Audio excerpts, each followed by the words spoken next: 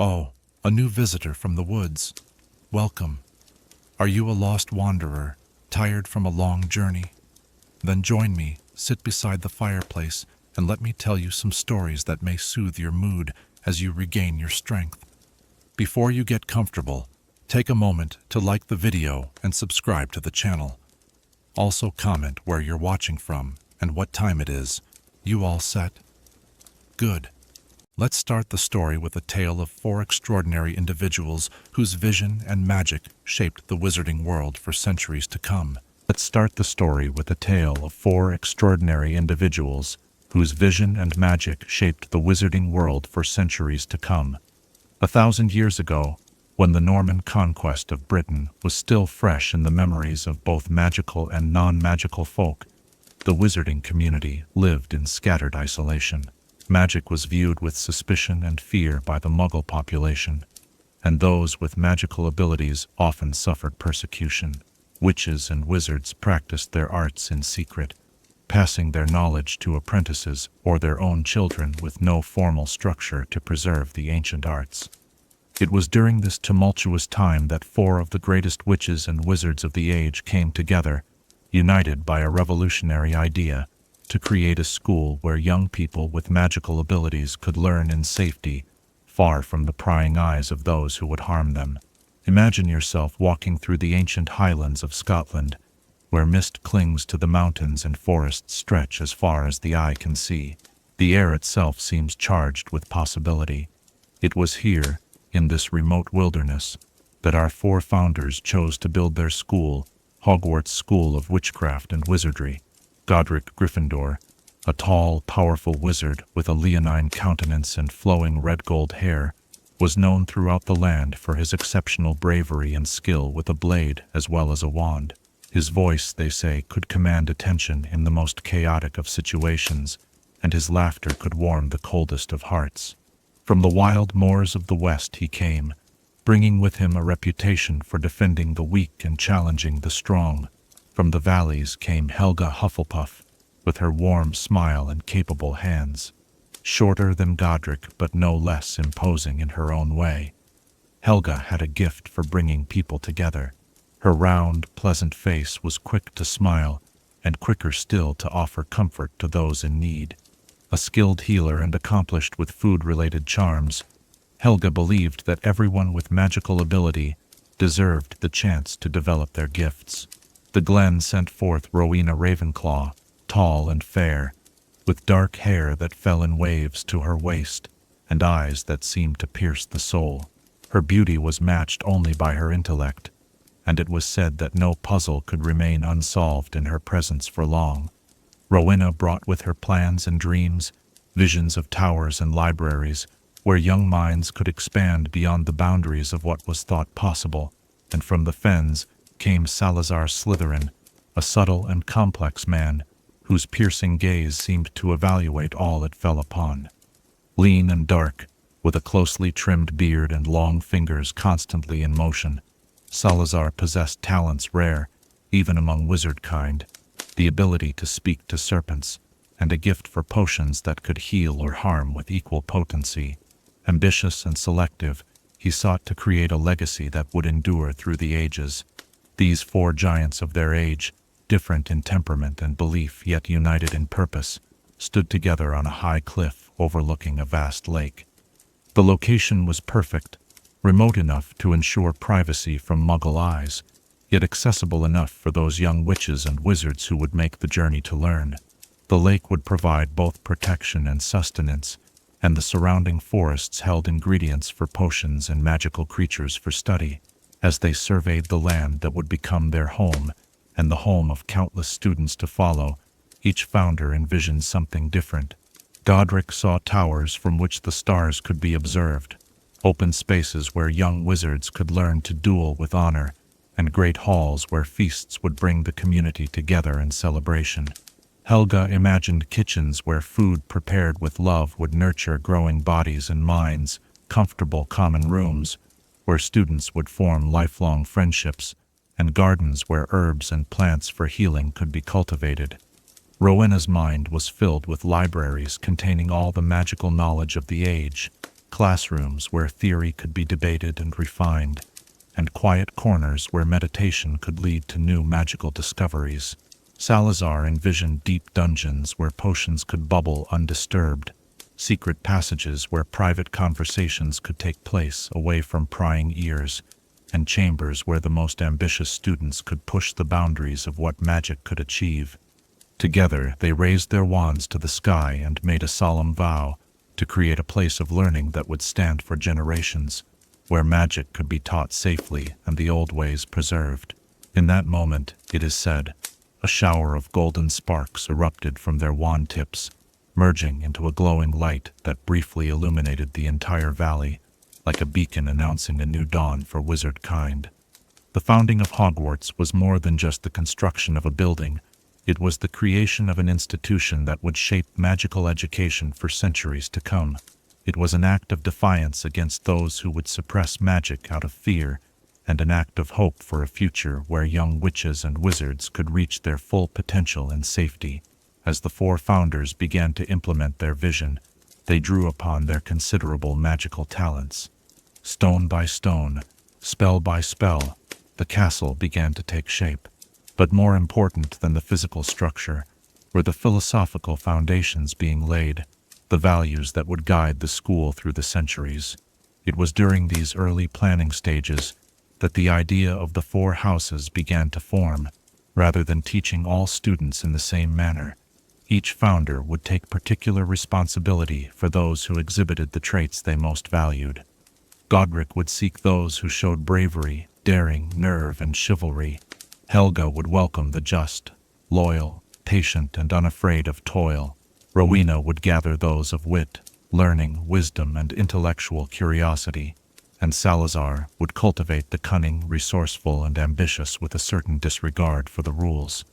This system, they believed, would allow each student to flourish in an environment best suited to their natural inclinations, while still benefiting from the combined wisdom of all four founders.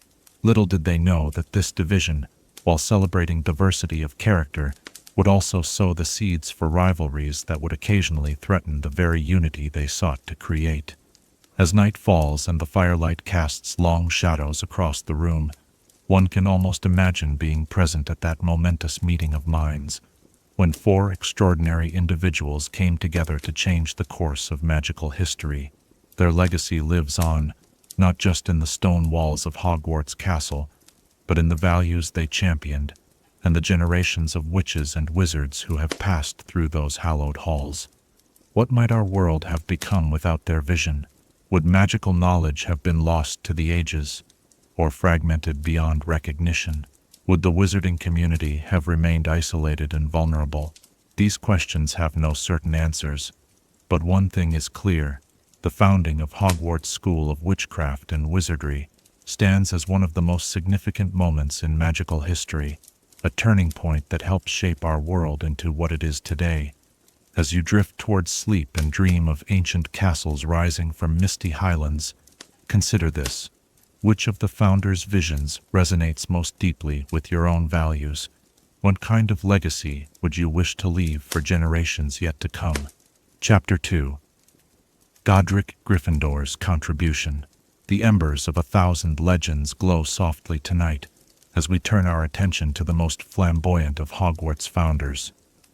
A wizard whose courage became the very definition of his house, and whose legacy burns bright in the hearts of countless students across the centuries. In the gentle stillness of this evening, let us explore the remarkable story of Godric Gryffindor. Long before the first stone of Hogwarts was laid, Godric Gryffindor had established himself as a formidable presence in the wizarding world of the 10th century. Born in a small village in the wild moors of the West Country, possibly in what we now know as Godric's Hollow, named after him in later years, young Godric displayed extraordinary magical ability from an early age. As a child, Godric is said to have rescued local Muggle children from a burning church when their own parents feared to enter. This early act of bravery foreshadowed the values that would later define his house at Hogwarts.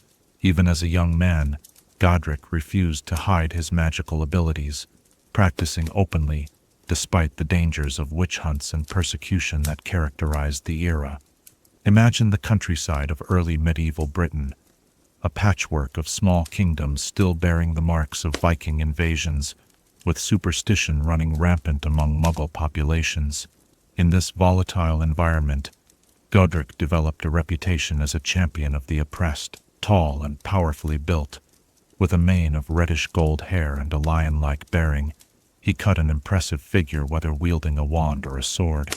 Yes, a sword, for Godric Gryffindor was unusual among wizards in his proficiency with both magical and Muggle methods of combat. The goblin-made sword that bears his name was not merely decorative, but frequently used in duels and in defense of those who could not protect themselves. The blade, forged from pure silver with rubies the size of eggs set into its hilt, was enchanted to absorb that which strengthens it, a quality that would prove invaluable centuries later during Harry Potter's confrontation with the basilisk in the Chamber of Secrets. As you relax deeper into your chair, picture Godric in his prime, wearing robes of deep crimson trimmed with gold, his famous sword belted at his waist, and his wand, crafted of rowan wood with a core of griffin heartstring, according to some historical accounts, always at the ready. His laughter was said to echo like thunder, and his spellcasting demonstrated a particular affinity for fire-based magic and transfiguration. Before the founding of Hogwarts, Godric traveled extensively throughout Britain and parts of Europe, seeking out magical knowledge and often intervening in conflicts between magical and non-magical communities. Unlike some of his contemporaries, Godric believed firmly that Muggles were not to be feared or despised but protected. This belief would later place him at odds with Salazar Slytherin, but in his early adventures, such philosophical differences had yet to emerge. It was during these travels that Godric first encountered the other three who would become his fellow founders. Historical accounts vary on the exact circumstances of their meeting, but magical historians generally agree that Godric and Salazar Slytherin formed a friendship first, bonding over their exceptional magical abilities despite their differing temperaments. Through Salazar, Godric met Rowena Ravenclaw at a gathering of magical scholars, and Helga Hufflepuff joined their circle after Godric defended her village from a rampaging troll. When the four greatest witches and wizards of the age decided to establish a school of magic, Godric's contribution extended far beyond his fighting prowess. His vision for Hogwarts emphasized practical magic, spells and charms that could be used in real-world situations, as well as the development of character. While Rowena designed the ever-changing floor plan of the castle with its moving staircases, and Salazar created the dungeons with their complex network of passages, Godric focused on the castle's defenses, the enchantments protecting Hogwarts from Muggle eyes, making it appear as a dangerous ruin to any who approached without magical ability, bear the distinctive magical signature that magical historians attribute to Godric. The training grounds where students would later practice flying and other outdoor magical skills were laid out according to his specifications. But perhaps Godric's most significant contribution to Hogwarts was something seemingly simple, a hat. Not just any hat, but his own pointed wizard's hat, which he enchanted with remarkable intelligence. The sorting hat, as it would come to be known, contained a portion of each founder's consciousness, allowing it to evaluate new students and place them in the house that would best develop their natural abilities. The creation of the sorting hat demonstrated Godric's foresight. He understood that the founders would not live forever, and some system would be needed to continue their work of selecting students for their respective houses. The complex magic required to create an object with such independence of thought and decision-making ability showcased Godric's often overlooked subtlety and intelligence. The warmth of the firelight seems to intensify as we consider Godric's most famous declaration, "We'll teach all those with brave deeds to their name." Unlike Salazar, who wished to teach only those of pure wizard ancestry, or Rowena, who favored those of proven intelligence, Godric believed that courage was the most important quality a young witch or wizard could possess. Bravery, in Godric's view, was not merely physical courage, but moral courage, the willingness to stand up for what is right even when it is difficult. This emphasis on moral courage shaped the curriculum Godric developed for his students. While he taught traditional magical subjects, he also insisted on instruction in magical ethics and the responsible use of power. In an age when dark magic was practiced openly in many quarters, Godric advocated for restraint and wisdom in the application of magical abilities. As the years passed and Hogwarts grew from a daring experiment to a thriving institution, Godric's relationship with his fellow founders evolved. His friendship with Helga Hufflepuff remained steadfast, and he maintained a respectful collegiality with Rowena Ravenclaw, often deferring to her superior intellect in matters of magical theory. But his once strong bond with Salazar Slytherin began to fray as their philosophical differences became more pronounced. The growing rift between Godric and Salazar centered primarily on the question of who should be admitted to study at Hogwarts. Godric firmly believed that any child who displayed magical ability should be welcomed, regardless of their parentage.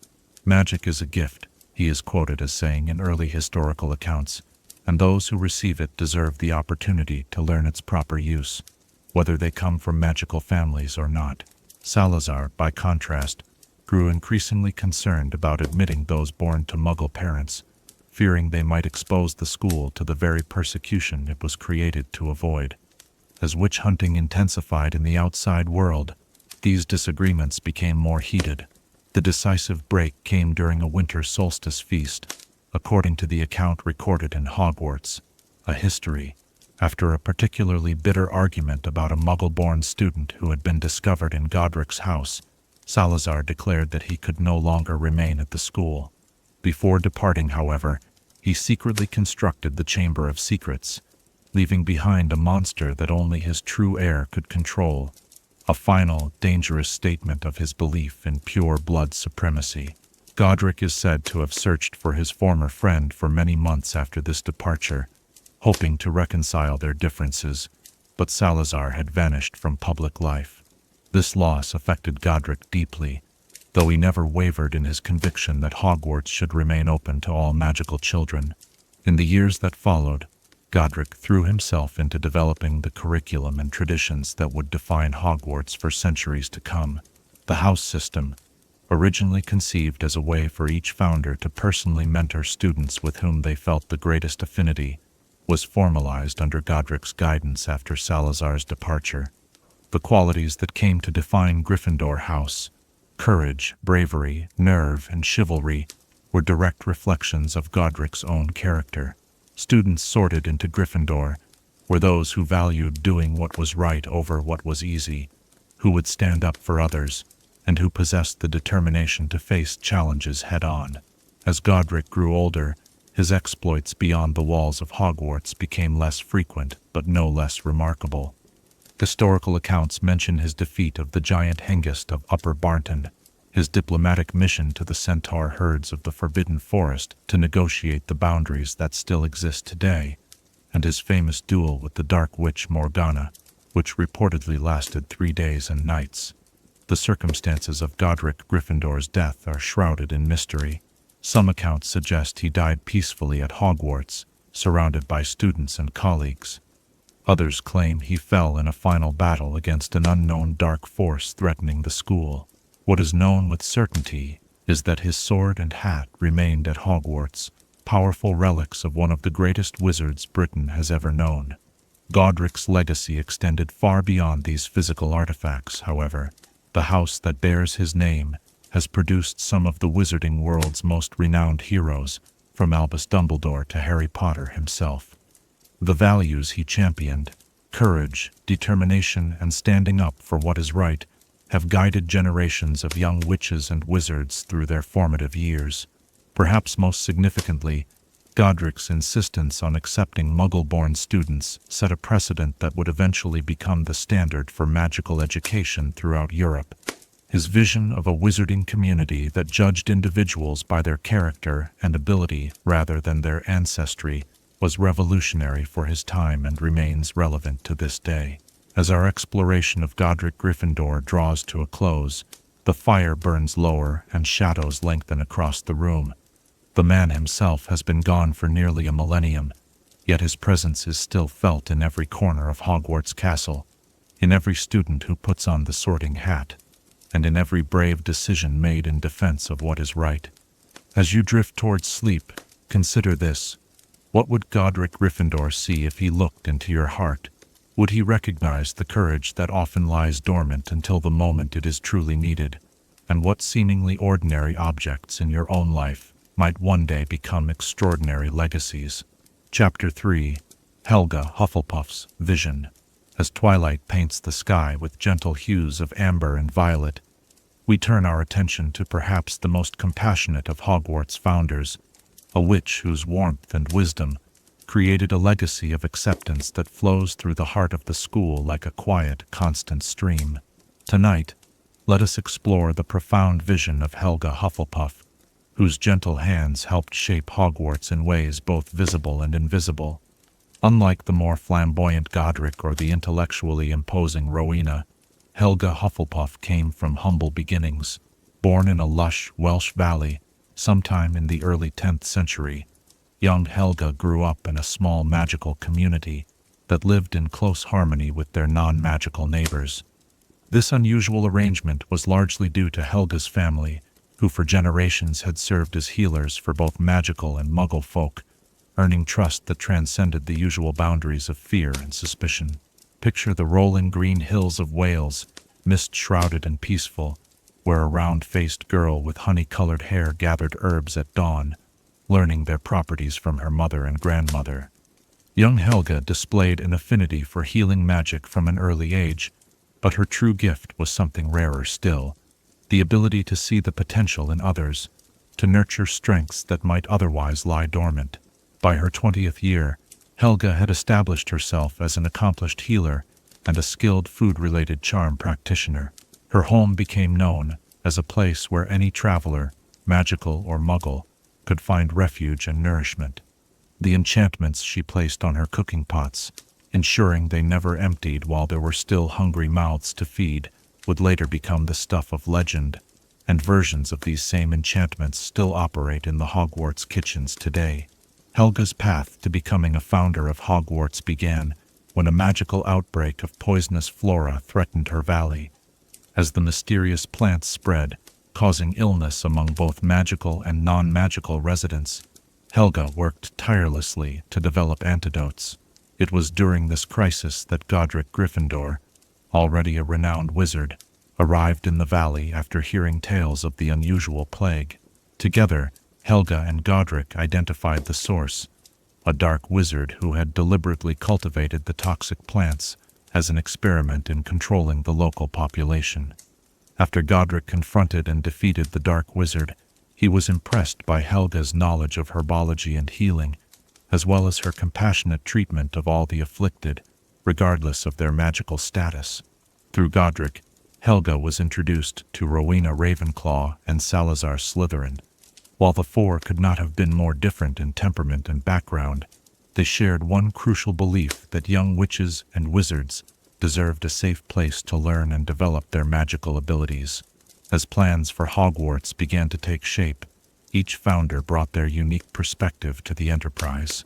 If Rowena contributed the architectural vision and Godric the protective enchantments, it was Helga who ensured that the castle would be a true home for its students.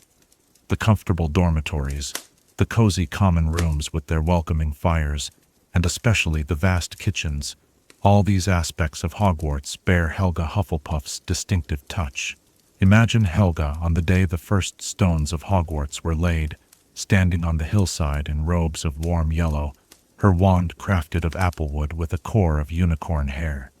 While the others discussed tower heights and defensive strategies, Helga was mapping out the herb gardens and planning the underground kitchens that would feed generations of hungry young witches and wizards. A school is more than its classrooms, she is recorded as saying. It must nourish the body as well as the mind, and provide comfort for the heart as well as challenges for the intellect. This holistic view of education set Helga apart from her co-founders. While Rowena focused on advancing magical knowledge and Godric emphasized courage and practical skills, Helga understood that learning flourishes best in an environment where students feel secure and valued. Her vision for Hogwarts included spaces for quiet reflection, gardens for both practical herbology and simple enjoyment, and communal areas where friendships could develop across house lines. Perhaps the most significant aspect of Helga's vision was her approach to selecting students. Unlike the other founders, who had specific criteria for those they would teach, Helga famously declared, "I'll take the lot and treat them just the same." In an age when magical ability was often seen as the birthright of certain families, and when even among the founders there were disagreements about who deserved magical education, Helga's inclusive stance was revolutionary. She believed that any child with magical ability deserved training, regardless of their ancestry, intellect, or natural aptitude. More importantly, she believed that with proper nurturing, every student could succeed in their own way. This philosophy formed the foundation of Hufflepuff House, while it would later be mischaracterized by some as the house for those who didn't fit elsewhere. Helga's true vision was far more profound. Hufflepuff would be the house that valued hard work, patience, loyalty, and fair play, qualities that Helga believed were essential not just for magical success, but for living a worthwhile life. The badger, which became the symbol of Hufflepuff House, was chosen deliberately by Helga, common in the Welsh countryside of her youth. Badgers are known for their industrious nature, their fierce protection of their young, and their ability to create comfortable, elaborate underground homes. All these qualities resonated with Helga's vision for her house and for Hogwarts as a whole. As the castle rose from the Scottish hillside and the school began to take shape, Helga's practical contributions became evident. While magical historians often focus on the more dramatic enchantments of the other founders, it was Helga who established many of the day-to-day systems that allowed Hogwarts to function as both a school and a home for hundreds of students. The house elves that maintain Hogwarts and prepare its legendary feasts came to the castle through Helga. Unlike many witches and wizards of her time who exploited these magical beings, Helga offered the elves respect and purpose. Historical accounts suggest that she first encountered a group of house elves who had been mistreated by their previous masters and offered them sanctuary at Hogwarts, where their cooking skills and caretaking abilities could be appreciated. Under Helga's guidance, the relationship between Hogwarts and its house elves became one of mutual benefit rather than servitude. She created the vast kitchens beneath the Great Hall, designed to accommodate the elves' preferred working methods while ensuring they had comfortable quarters of their own. The current location of the Hufflepuff Common Room, near these kitchens, is no coincidence. It reflects Helga's belief that her students should appreciate the efforts of all those who make the school function. Helga's contributions to the magical curriculum of Hogwarts were equally significant, if less flashy than those of her fellow founders.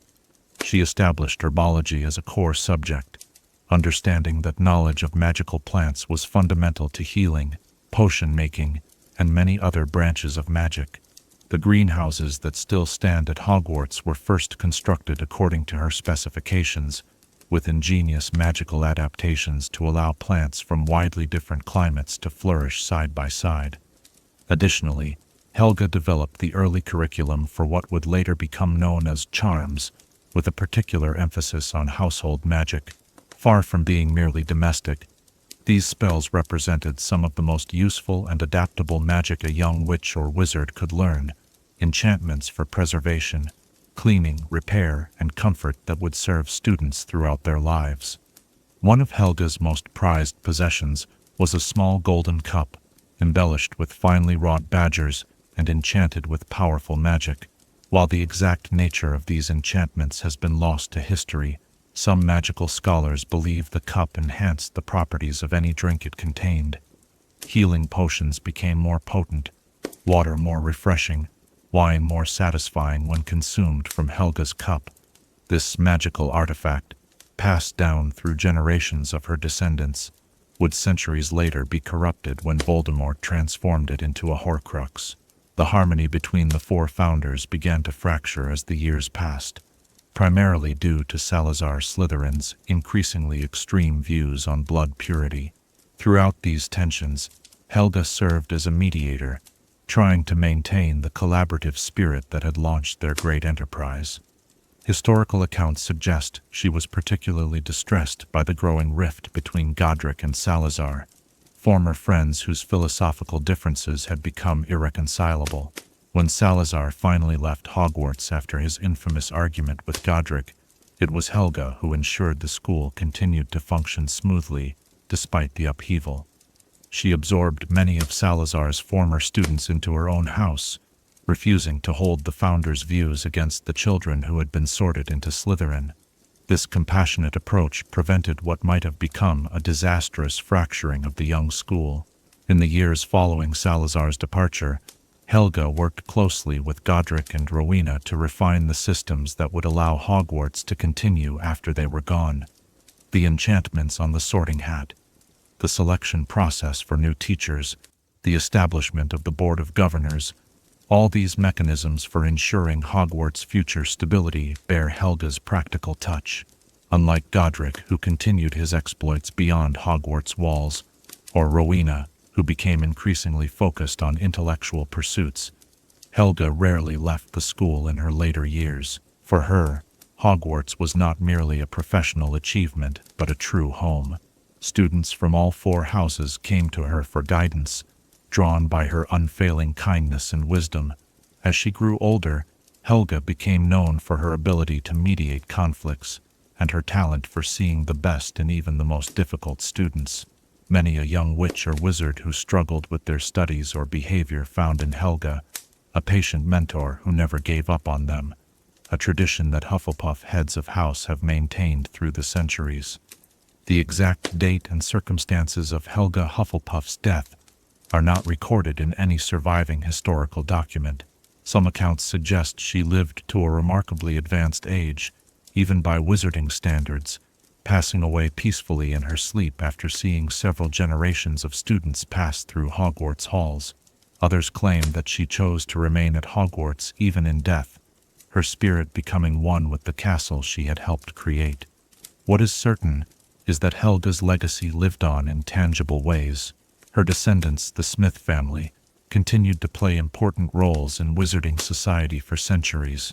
More significantly, the values she championed, inclusivity, fairness, hard work, and kindness, became woven into the very fabric of Hogwarts. While Hufflepuff House has sometimes been underestimated by those who prize more obvious forms of achievement, magical historians recognize that Helga's vision has been as crucial to Hogwarts' longevity as any of the more dramatic contributions of her fellow founders. In creating a space where every student could belong, where learning was nurtured through support rather than competition, Helga established a foundation of emotional stability that has weathered the many crises Hogwarts has faced through the centuries. The common room that bears her name reflects Helga's warm and welcoming nature. Situated near the kitchens, the Hufflepuff Common Room is described as a cozy, round space filled with comfortable armchairs, warm copper accents, and windows that provide a view of swaying grass and dandelions. Plants flourish in this comfortable retreat, and the sound of gentle laughter is more common than heated debate.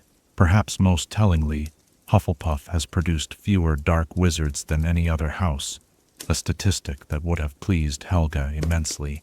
Instead, her house has given the wizarding world devoted healers, skilled herbologists, and countless witches and wizards who may not have sought the spotlight, but whose quiet determination and loyalty have made the magical community stronger. As our exploration of Helga Hufflepuff draws to a close, the fire burns with a steady, comforting glow that seems to embody her spirit. Her legacy reminds us that greatness takes many forms, and that kindness and inclusivity are strengths rather than weaknesses. As sleep begins to claim you, consider this. In a world that often celebrates only the boldest voices and most dramatic achievements, what quiet legacies of compassion might you create that could nurture others long after you're gone? Chapter 4. Rowena Ravenclaw's Wisdom. The midnight oil burns low as we turn our attention to the most intellectually brilliant of Hogwarts founders, a witch whose razor-sharp mind and visionary thinking created a legacy of knowledge that has illuminated the wizarding world for centuries. In the hushed quiet of this evening hour, let us explore the profound wisdom of Rowena Ravenclaw, whose intellect helped transform Hogwarts from dream to reality. High in the misty Scottish glens, where eagles soar among mountain peaks shrouded in perpetual blue haze, Rowena Ravenclaw was born to a family of extraordinary magical heritage. The Ravenclaws were known throughout the wizarding world of the early 10th century for their mastery of complex enchantments and their extensive collection of magical texts, rare treasures in an age when knowledge was typically passed through oral tradition rather than written word. Imagine a tall, graceful young woman with long, dark hair and eyes of such penetrating intelligence that few could meet her gaze for long. From childhood, Rowena demonstrated not only prodigious magical talent, but also an insatiable thirst for knowledge. While other magical children might use their first manifestations of power for play or convenience, young Rowena was already experimenting, analyzing, and cataloging her observations of how magic responded to different stimuli. By the time she reached adulthood, Rowena had established herself as perhaps the most learned witch of her generation. Her home in the Scottish Highlands became a destination for those seeking magical knowledge, and the enchantments she placed upon her dwelling, making it larger inside than outside, with rooms that appeared when needed, and passages that shifted according to the visitor's purpose, would later inspire many of Hogwarts' most distinctive architectural features. Rowena's meeting with the other founders came about through her scholarly reputation. Seeking answers to complex magical questions, both Godric Gryffindor and Salazar Slytherin independently sought her counsel. Historical accounts differ on whether they arrived together or separately, but all agree that both powerful wizards were humbled by Rowena's breadth of knowledge and depth of magical understanding. It was during one of these consultations that the idea of a school for young witches and wizards first took shape. While Godric and Salazar had been discussing the need for formalized magical education, it was Rowena who conceptualized how such an institution might actually function, with structured courses of study, methods for evaluating progress, and systems for organizing knowledge. When Helga Hufflepuff joined their circle, bringing her practical wisdom and compassionate perspective, the four found their vision becoming increasingly concrete. But it was Rowena who first sketched the plans for Hogwarts Castle itself, using principles of magical architecture that were revolutionary for their time. Close your eyes and picture Rowena in her element, surrounded by parchments covered in complex arithmetic calculations, quill in hand, her elegant features illuminated by wand light as she worked through the night. The moving staircases, the enchanted ceiling of the great hall, the rooms that appear only when needed in specific ways, all these magical marvels were born in Rowena's imagination before being brought to life through the combined power of the four founders. The most distinctive architectural contribution Rowena made to Hogwarts was undoubtedly the design of the library. Understanding that knowledge must be both preserved and accessible, she created a space that could expand as the collection grew, with enchantments to protect fragile manuscripts from damage, while still allowing students to study them.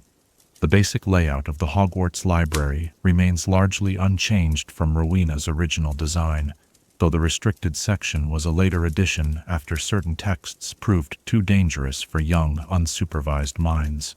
Rowena's personal quarters, which would later become the Ravenclaw Common Room, reflected her love of open space and intellectual stimulation. Located in a high tower, with windows that offered spectacular views of the surrounding mountains and lake, the circular room was designed to inspire creative thinking. The ceiling was enchanted to display the stars even in daylight, allowing for astronomical observations at any hour.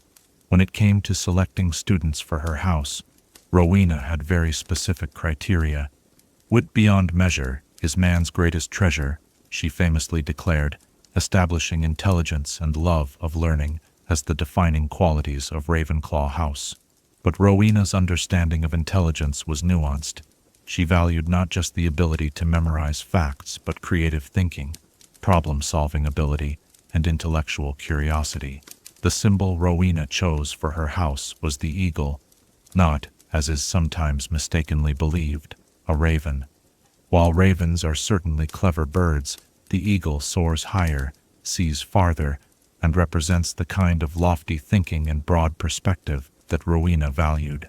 The bronze eagle knocker that guards the entrance to the Ravenclaw common room, requiring visitors to solve a riddle rather than simply provide a password, embodies Rowena's belief that learning should be an ongoing process.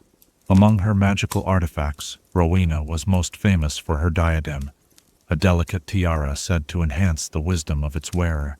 Crafted of goblin silver and set with sapphires, the diadem was enchanted by Rowena herself, though the exact nature of the enchantments remains a subject of debate among magical historians. Some believe it simply enhanced memory and recall, while others suggest it actually granted its wearer temporary access to Rowena's own vast knowledge and insight.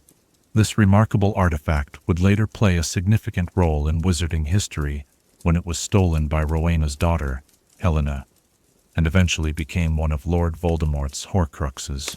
But during Rowena's lifetime, the diadem rarely left her possession, and she wore it primarily when working on particularly complex magical problems, or when teaching students who showed exceptional promise. In developing the curriculum for Hogwarts, Rowena's contributions focused on the more theoretical and complex branches of magic. She established astronomy as a core subject, understanding that celestial movements influenced many types of magic. She developed the early frameworks for what would later become arithmancy and ancient runes, subjects that required precision, patience, and analytical thinking. Most significantly, Rowena created the first comprehensive system for teaching transfiguration as a discipline unto itself, rather than as a collection of isolated spells. By identifying the underlying principles that govern transformation magic, she made it possible for students to understand not just how to perform specific transfigurations, but why they worked. Knowledge that allowed for innovation and adaptation. Rowena's teaching methods were as distinctive as her curriculum. While Godric favored practical demonstrations and Helga emphasized supportive guidance, Rowena challenged her students with questions that had no obvious answers, forcing them to think beyond established magical knowledge. She was known to assign projects that required independent research and original thinking, rather than simply practicing predefined spells. This approach made her a demanding teacher, and not all students thrived under her instruction. But those who did, those who responded to intellectual challenges with enthusiasm rather than frustration, often went on to make significant contributions to magical knowledge in their own right. The tradition of Ravenclaw House producing innovative magical thinkers began with Rowena's first students and continues to this day. As the years passed and Hogwarts became established as the premier institution for magical education in Britain, the dynamics among the four founders evolved. Rowena maintained cordial working relationships with all her colleagues, though historical accounts suggest she was closest to Helga Hufflepuff. The contrast between Rowena's intellectual focus and Helga's emotional intelligence created a balance that benefited the school as a whole. The growing tensions between Godric and Salazar concerned Rowena primarily for their potential impact on the school's stability. Ever practical despite her theoretical brilliance, she worked to establish systems that would allow Hogwarts to continue functioning smoothly, regardless of personal disagreements among its leaders. The creation of the position of headmaster or headmistress, with clearly defined authorities and responsibilities, was largely Rowena's innovation. When Salazar finally left Hogwarts after his legendary disagreement with Godric, Rowena's response was characteristically measured. While Helga focused on supporting the affected students and Godric dealt with the immediate magical and security implications, Rowena turned her attention to the long term. The enhanced protections around the school, the more formalized process for selecting teachers, and the establishment of the school governors all date from this period and bear the hallmarks of Rowena's thorough planning.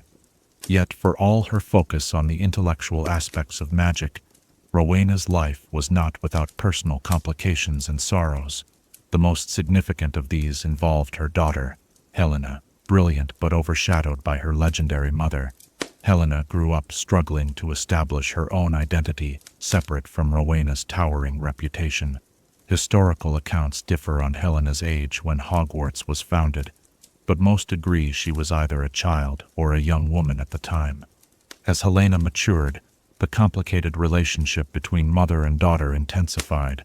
Rowena, accustomed to being the most intelligent person in any room, sometimes found it difficult to recognize when her daughter's approach to a magical problem might be valid even if it differed from her own. Helena, eager to prove herself, became increasingly frustrated by what she perceived as her mother's dismissal of her ideas. The breaking point came when Helena stole Rowena's diadem. Believing that the enchanted tiara would grant her the wisdom she needed to surpass her mother, Helena fled Hogwarts and went into hiding in Albania. This theft and betrayal deeply wounded Rowena, though she kept the truth hidden from most of her colleagues and students. As Rowena grew older and fell seriously ill, she longed to see her daughter one final time. Unable to search for Helena herself, she sent a man who had long loved Helena, the wizard who would later become known as the Bloody Baron, to find her daughter and bring her home. The tragic outcome of this mission, with the Baron murdering Helena in a fit of rage when she refused to return with him, and then taking his own life in remorse, is well known to Hogwarts students through the castle's resident ghosts. What is less commonly known is that Rowena died before learning of her daughter's fate, her final moments clouded by uncertainty and regret. This personal tragedy stands in stark contrast to Rowena's professional legacy. The house she founded has produced some of the wizarding world's greatest thinkers, from Perpetua Fancourt, who revolutionized broomstick design, to Phileas Flitwick, whose innovative charm work has advanced the field significantly. The educational systems she established have proven remarkably adaptable, continuing to function effectively despite the many challenges Hogwarts has faced over the centuries. Rowena's belief in the power of knowledge as a force for good has inspired generations of students to push the boundaries of magical understanding. Her vision of education as more than the simple transmission of spells and potions, as the development of the mind's capacity for critical thinking and innovation, remains at the heart of Hogwarts' approach to teaching. The Ravenclaw common room still embodies Rowena's values, with its airy space, extensive bookshelves, and atmosphere conducive to both independent study and intellectual discussion. The riddles posed by the Eagle Knocker continue to remind students that the path to knowledge often involves looking at problems from unexpected angles. Rowena's personal motto, "Wit beyond measure is man's greatest treasure," has been interpreted in various ways through the centuries. Some see it as a simple validation of intelligence as the highest human quality. Others understand it more subtly, as a recognition that the capacity to learn, to question, and to understand is what elevates humanity and makes magic itself possible. What cannot be disputed is that without Rowena Ravenclaw's contributions, Hogwarts would not have developed into the institution we know today. Her architectural vision, her educational innovations, and her insistence on rigorous standards established a foundation upon which centuries of magical learning have been built. As our exploration of Rowena Ravenclaw draws to a close, the candle flickers in the deepening night. Her legacy continues in every student who has ever felt the thrill of finally understanding a complex magical principle, in every creative solution to a seemingly impossible problem, and in the very stones of Hogwarts Castle itself. As you drift toward dream, ponder this. What knowledge do you seek not for power or advantage, but for the pure joy of understanding? And how might your pursuit of wisdom leave its mark on those who follow in your footsteps? Chapter 5. Salazar Slytherin's Ambitions. Shadows lengthen across the ancient stones as we turn our attention to perhaps the most misunderstood of Hogwarts' founders, a wizard whose complex legacy has cast both light and darkness through the corridors of magical history. As the evening grows deeper, let us unravel the intricate tapestry of ambition and conviction that defined Salazar Slytherin. From the mist-shrouded fens of eastern England came a wizard of extraordinary talent and unwavering determination. Born into a time when witch-hunting had reached a fever pitch in many parts of Britain, Young Salazar experienced firsthand the dangers that awaited those with magical abilities who drew the attention of fearful muggles. Unlike his future colleague Godric, who faced such threats with open defiance, Salazar learned early the value of secrecy, subtlety, and careful calculation. Picture a tall, gaunt man with a long, thin beard and piercing eyes that seemed to evaluate every person and situation for potential advantage or threat. From childhood, Salazar demonstrated not only remarkable magical ability, but also a natural affinity for languages, particularly the rare gift of Parseltongue, the ability to communicate with serpents. This unusual talent both set him apart and shaped his approach to magic, giving him access to serpentine wisdom and secrets unavailable to other wizards. By the time he reached adulthood, Salazar had established himself as a potions master of unparalleled skill. Where other wizards might rely primarily on wand work, Salazar understood the subtle power of properly brewed potions to heal, harm, transform, and influence in ways that were often harder to trace than spellwork. His home in the Fens became known among select circles as a place where the most complex and difficult potions could be commissioned. For those who could meet Salazar's price and pass his careful scrutiny, the circumstances of Salazar's first meeting with the other founders are shrouded in conflicting historical accounts. Some suggest he and Godric Gryffindor met first as young men, forming an unlikely friendship based on mutual respect for each other's magical prowess, despite their contrasting personalities. Others claim that Rowena Ravenclaw sought him out after hearing of his innovative approach to potion making.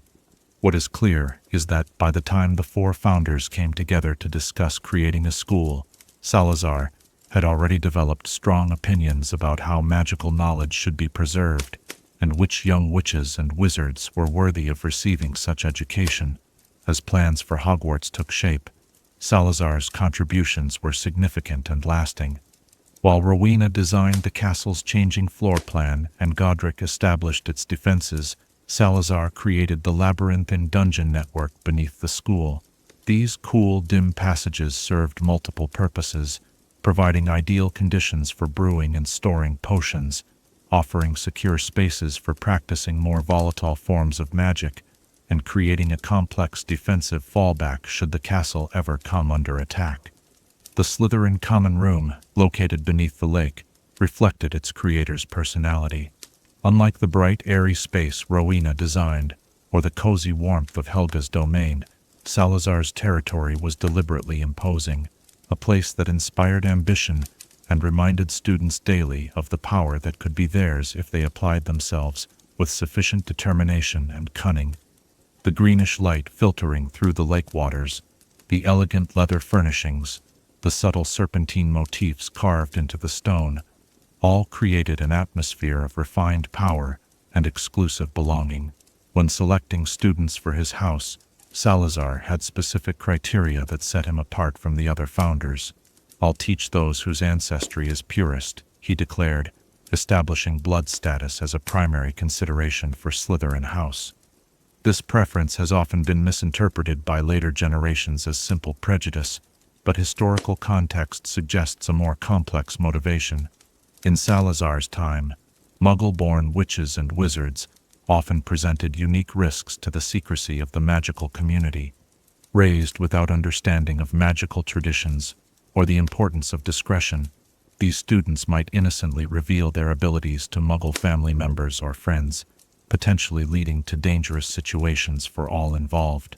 With witch hunting a very real threat, Salazar's concern about admitting those with close Muggle ties had a practical basis in survival, though his position would harden into more explicit prejudice as years passed. Beyond blood status, Salazar valued ambition, cunning, resourcefulness, and determination in his students. The serpent he chose as his symbol represented these qualities: patient, observant, striking decisively when the moment was right. Unlike Godric, who celebrated bold, obvious courage, Salazar appreciated subtler forms of bravery, the willingness to work quietly toward distant goals, to make difficult choices, and to preserve oneself and one's allies through strategic thinking rather than spectacular gestures. Salazar's approach to teaching reflected these values. While Godric might demonstrate a spell in dramatic fashion, and Rowena would explain its theoretical foundations, Salazar taught his students to analyze situations, identify advantages, and apply magic with precision and economy. A true wizard, he is quoted as saying, needs not the most powerful spell but the right spell delivered at the perfect moment. His curriculum emphasized potions, of course, but also the subtle defensive and offensive magic that would later form the core of what we now call the dark arts and defense against them. Salazar did not make the modern distinction between dark and light magic, instead teaching that all magic carried potential for both constructive and destructive application depending on the caster's intent and skill. Another significant area of Salazar's expertise was occlumency and legilimency, the arts of protecting and penetrating the mind. Believing that true security required mental as well as physical defenses, he trained his most promising students in these difficult skills, establishing a tradition that would continue in Slytherin House long after his departure from Hogwarts. The famous Chamber of Secrets stands as perhaps Salazar's most controversial legacy. Created in secret during the construction of Hogwarts, this hidden chamber housed a basilisk, a deadly serpent that could be controlled only by a Parselmouth, like Salazar himself. The purpose of this chamber has been widely debated by magical historians. The most common interpretation, based on later events when the chamber was opened by Tom Riddle, suggests it was created as a weapon against Muggle-born students. However, some scholars propose alternative theories. The basilisk, while certainly deadly, is also a powerful magical creature whose venom and other properties have extraordinary magical applications. Some suggest the chamber was intended as a secure location for advanced research and experimentation, with the basilisk serving as both guardian and research subject, accessible only to those with Salazar's rare linguistic gift, who could ensure the creature remained controlled. Whatever its intended purpose, the Chamber of Secrets exemplifies the complexity of Salazar's character, his secretive nature, his foresight in creating resources that would benefit his descendants, and his willingness to keep significant information from even his closest colleagues. For some years, the four founders worked together productively despite their differences. Salazar's pragmatism complemented Godric's idealism, Rowena's theoretical brilliance balanced Helga's practical wisdom, and the school flourished under their combined guidance. Historical accounts from Hogwarts' early years describe a period of remarkable magical innovation and educational success. The harmony could not last indefinitely, however. As the school grew, philosophical differences between the founders, particularly between Salazar and Godric, became increasingly difficult to reconcile. The central point of contention remained the admission of Muggle-born students, where Godric saw magical ability as the only relevant qualification for education at Hogwarts. Salazar grew increasingly concerned about the risks these students posed. Specific incidents mentioned in historical accounts suggest Salazar's concerns were not entirely unfounded. There are references to at least 2 occasions when Muggle relatives of students discovered the school's location, leading to dangerous confrontations that required significant magical intervention to resolve. After each such incident, the rift between Salazar and the other founders deepened. The legendary argument that finally led to Salazar's departure from Hogwarts occurred, according to most sources, during a winter solstice celebration approximately 10 years after the school's founding. The exact details vary in different accounts, but the essence remains consistent. Godric and Salazar clashed publicly over the admission of a particularly gifted Muggle-born student whom Salazar refused to teach. Magic blooms only in rare souls. Salazar is recorded as saying during this confrontation, "It is a precious gift that must be guarded and nurtured by those who understand its value from birth. To place such power in the hands of those raised among our persecutors is to plant the seeds of our destruction." Godric's response was equally impassioned. "It is not blood that makes a wizard, but courage, talent, and the willingness to learn. In denying education to any who show magical ability, we become the very thing we claim to stand against." those who fear difference and seek to suppress it. When the other founders sided with Godric, Salazar made the fateful decision to leave Hogwarts. Before departing, however, he completed the Chamber of Secrets, sealing it so that only his true heir would be able to open it and control the basilisk within. Whether this final act was intended as protection for his legacy or as a delayed revenge against those who had rejected his vision remains a subject of debate among magical historians. After leaving Hogwarts, Salazar largely disappeared from public wizarding life. Unlike Godric, whose later exploits are well documented, or Rowena and Helga, who remained at the school until their deaths, Salazar's subsequent activities are known primarily through rumor and fragmentary references in obscure magical texts. Some accounts suggest he traveled to Eastern Europe and possibly beyond, seeking ancient magical knowledge and continuing his research into potions and the more obscure branches of magic. Others claim he established a small, exclusive school of his own, teaching selected students according to his strict criteria. What seems clear is that he maintained little or no contact with his former colleagues at Hogwarts, though he did apparently keep track of the school's development from a distance. Salazar's descendants maintained his legacy of magical excellence, though not always his more extreme views on blood purity. The Gaunt family, direct descendants through Salazar's daughter, gradually declined in both fortune and magical ability over the centuries, ironically demonstrating the very magical stagnation that can result from the excessive interbreeding that strict blood purism eventually requires. It would be centuries before Salazar's true heir, Tom Marvolo Riddle, later known as Lord Voldemort, would discover and open the Chamber of Secrets, unleashing the basilisk against Muggle-born students, as Salazar may or may not have intended. The irony that this heir of Slytherin was himself half-blood rather than pure blood adds another layer of complexity to Salazar's legacy. In the centuries following the Founders' era, Slytherin House developed a reputation for producing more dark wizards than any other house at Hogwarts. This pattern, while statistically supported, represents a complex interplay of factors rather than a simple fulfillment of Salazar's intentions. The ambition and determination he valued can indeed lead to greatness in many forms: political leadership, magical innovation, cultural influence.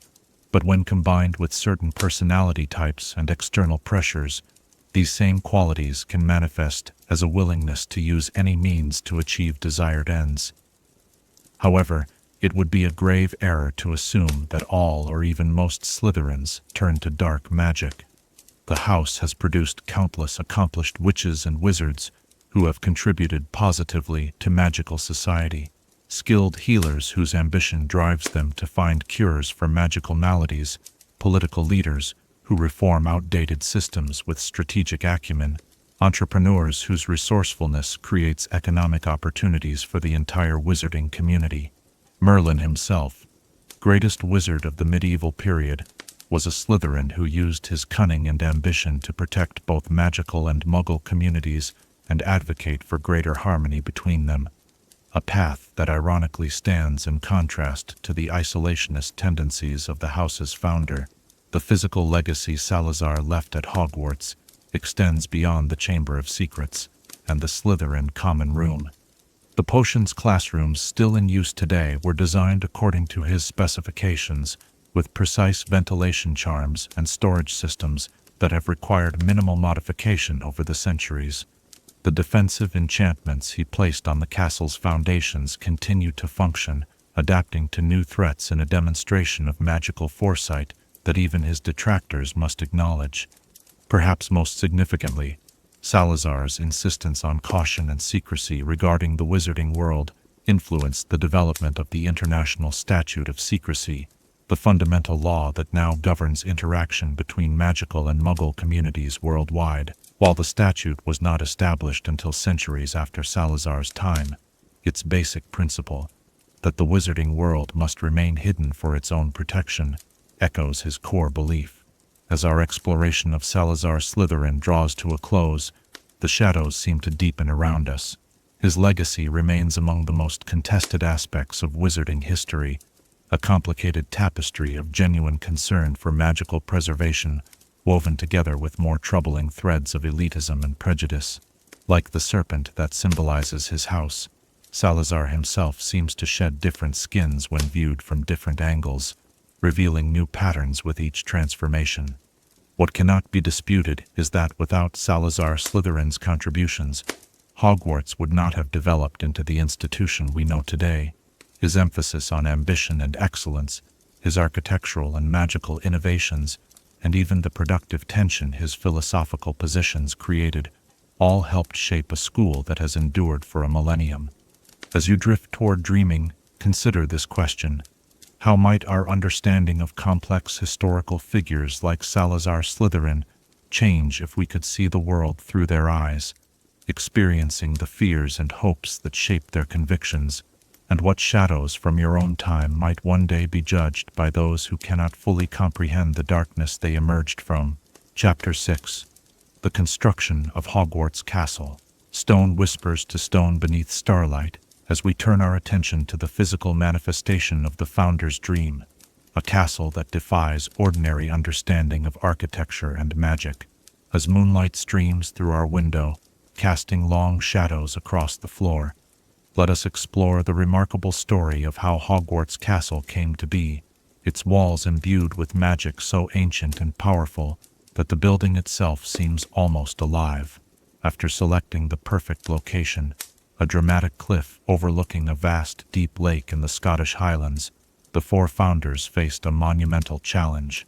How could they create a structure large enough to house hundreds of students and teachers, secure enough to protect them from potential threats, and magical enough to serve as the ideal environment for learning the arcane arts? The task would require not just their combined magical prowess, but innovations in magical architecture that had never before been attempted. Picture the site as it once was, a rugged highland landscape of exposed rock and heather, swept by winds that carried the scent of pine and lake water. The four founders stood together on what would become the castle grounds, their wands raised in unison as they cast the first foundational spells, enchantments so powerful that they altered the very bedrock beneath their feet, preparing it to accept and amplify the magic that would be woven into every stone of the castle. The actual construction of Hogwarts involved both magical and mundane methods. While spells could move massive stones and secure them in place, the founders understood that magic alone could not create a structure meant to last for centuries. They recruited skilled stonemasons from both the wizarding and Muggle worlds, though the Muggle workers had their memories modified after the completion of each section to protect the school's secrecy. Rowena Ravenclaw's architectural vision guided the overall design. Having studied ancient magical structures from around the world, she incorporated elements that would allow magic to flow naturally through the building. The precise alignment of the castle's main towers with certain celestial bodies, the careful calculation of angles and proportions, the integration of specific materials known to enhance magical energies. All these reflected Rowena's scholarly approach to architecture as both science and art.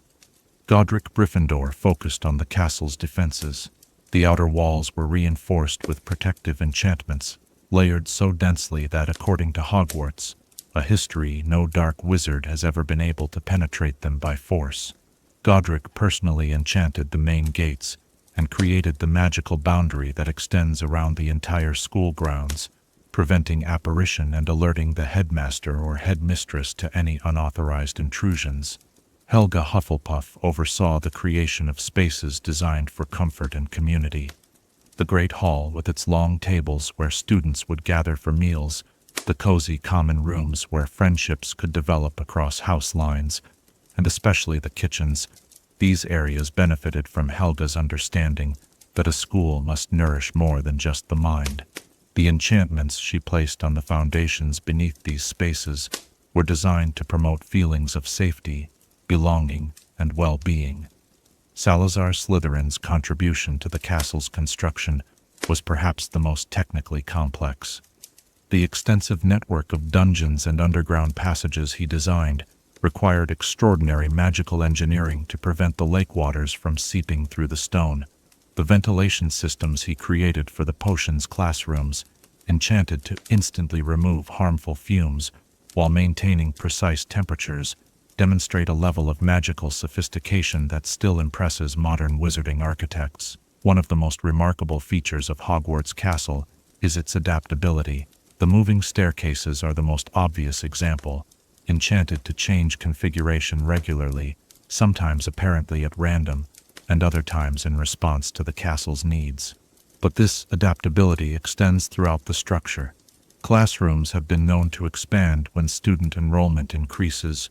Corridors occasionally reroute themselves to provide shortcuts to lost first years, and the Room of Requirement represents the ultimate expression of this magical responsiveness. Imagine standing in the great entrance hall as it neared completion, the massive stones still radiating the residual energy of the spells used to place them. The four founders worked together to create the magical ceiling of the Great Hall, perhaps the single most complex enchantment in the entire castle. Designed to reflect the sky outside, this ceiling required the integration of charms for weather detection, light modulation, and visual projection on a scale never before attempted. Rowena's calculations had to be perfect, determining exactly how the magical energies would flow through the specially prepared beams and rafters. Godric's power was needed to stabilize the massive enchantment. Helga's expertise in weather-related charms ensured the atmospheric effects would be accurate, and Salazar's subtle touch made the illusion so perfect that generations of students would find themselves checking the ceiling before venturing outside to confirm the weather. The portraits that would eventually line Hogwarts walls were not part of the original construction. However, the founders did establish the enchanted frameworks that would allow these portraits to move between frames, communicate with each other, and serve as both decoration and functional elements of the castle's security system. The moving portraits of Hogwarts represent one of the most concentrated collections of this particular type of magic anywhere in the wizarding world. Similarly, the ghosts that would come to haunt Hogwarts corridors were not present during the castle's construction.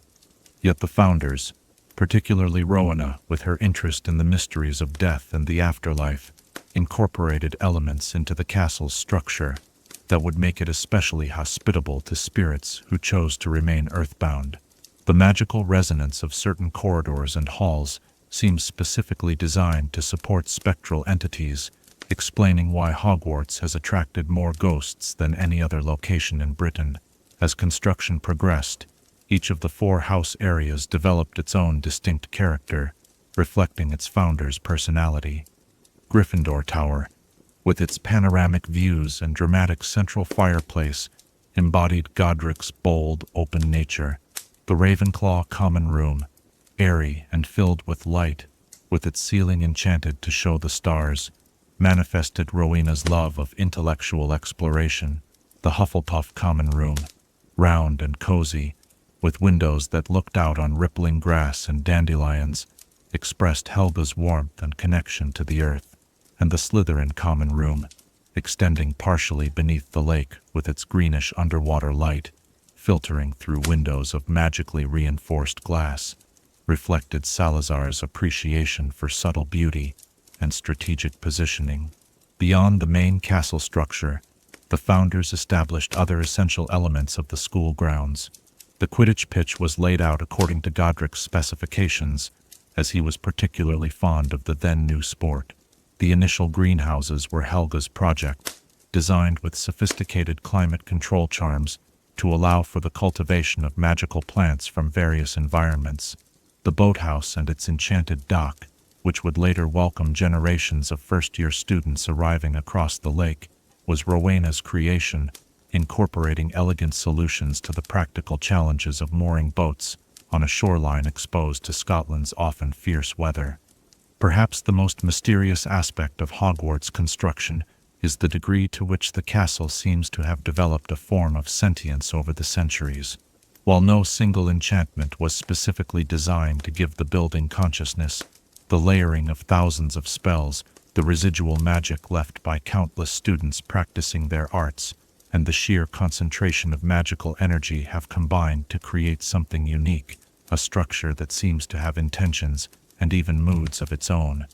The secret passageways that appear and disappear, the rooms that can be found only when certain conditions are met, the staircases that seem to guide favored students toward needed destinations while mischievously misdirecting others. All these suggest a level of awareness that transcends the Founder's original enchantments. Some magical theorists suggest that Hogwarts has become a magical entity unto itself, evolving beyond its original construction in ways that would both surprise and delight its creators. The defensive capabilities built into Hogwarts deserve special attention. While Godric oversaw the general protections, all 4 founders contributed specialized defensive enchantments. The castle's primary outer walls contain spells that make them nearly impervious to magical attack. Windows are protected by charms that prevent forced entry while allowing for emergency evacuation if needed. More subtle defenses include detection wards that alert the headmaster to the presence of dark objects or individuals with harmful intent. In times of greatest danger, more dramatic defenses can be activated. The statues and suits of armor that line Hogwarts corridors can be animated to defend the castle, as witnessed during the Battle of Hogwarts in 1998. Certain passageways can seal themselves off, compartmentalizing sections of the castle to protect students. Even the gargoyles that decorate the exterior serve a defensive function, capable of spraying corrosive venom at attackers if the castle comes under direct assault. The most powerful defensive capability of Hogwarts, however, may be its ability to provide sanctuary. The founders, particularly Helga and Godric, wove complex enchantments of protection and concealment into the very foundations of the castle. These spells, which have grown stronger with the passage of time, make Hogwarts one of the safest locations in the wizarding world, a place where those in danger can find refuge, and those who wish to learn can do so in security. The construction of Hogwarts was not completed in a single effort. Historical records suggest that the main castle structure took approximately 7 years to build, with additional features and refinements continuing for decades afterward. Indeed, in a sense, the construction of Hogwarts has never truly ended. Each generation of headmasters and teachers has added its own contributions, from Albus Dumbledore's delicate calibration of the castle's defensive enchantments to the rebuilding efforts following the Battle of Hogwarts. This continuous evolution reflects one of the most brilliant aspects of the Founders' original design. They created not a static monument, but a living institution capable of growth and adaptation. The magic they wove into the stones was designed to strengthen over time, to respond to new challenges, and to incorporate compatible new enchantments seamlessly. The physical construction of Hogwarts required not just magical skill, but diplomatic finesse. The founders had to negotiate with various magical creatures whose territories overlapped with the chosen location. The merpeople of the lake, initially suspicious of the construction, eventually became allies after Rowena demonstrated her respect for their customs and language. The centaurs of the forest granted permission for the school's establishment after extracting a promise, still honored today, that their territory would remain autonomous and their wisdom would be respected. Even the giant squid that would become a beloved feature of Hogwarts life was not originally native to the lake. Historical accounts suggest it was a gift from a powerful wizard from the Mediterranean, a friend of Godric's who contributed it as a guardian for the lake's waters. The complex magics required to help the creature adapt to its new, colder environment were primarily Helga's work, demonstrating her often overlooked mastery of magical zoology. As the castle neared completion, the founders faced the challenge of establishing the magical infrastructure that would support centuries of educational activities.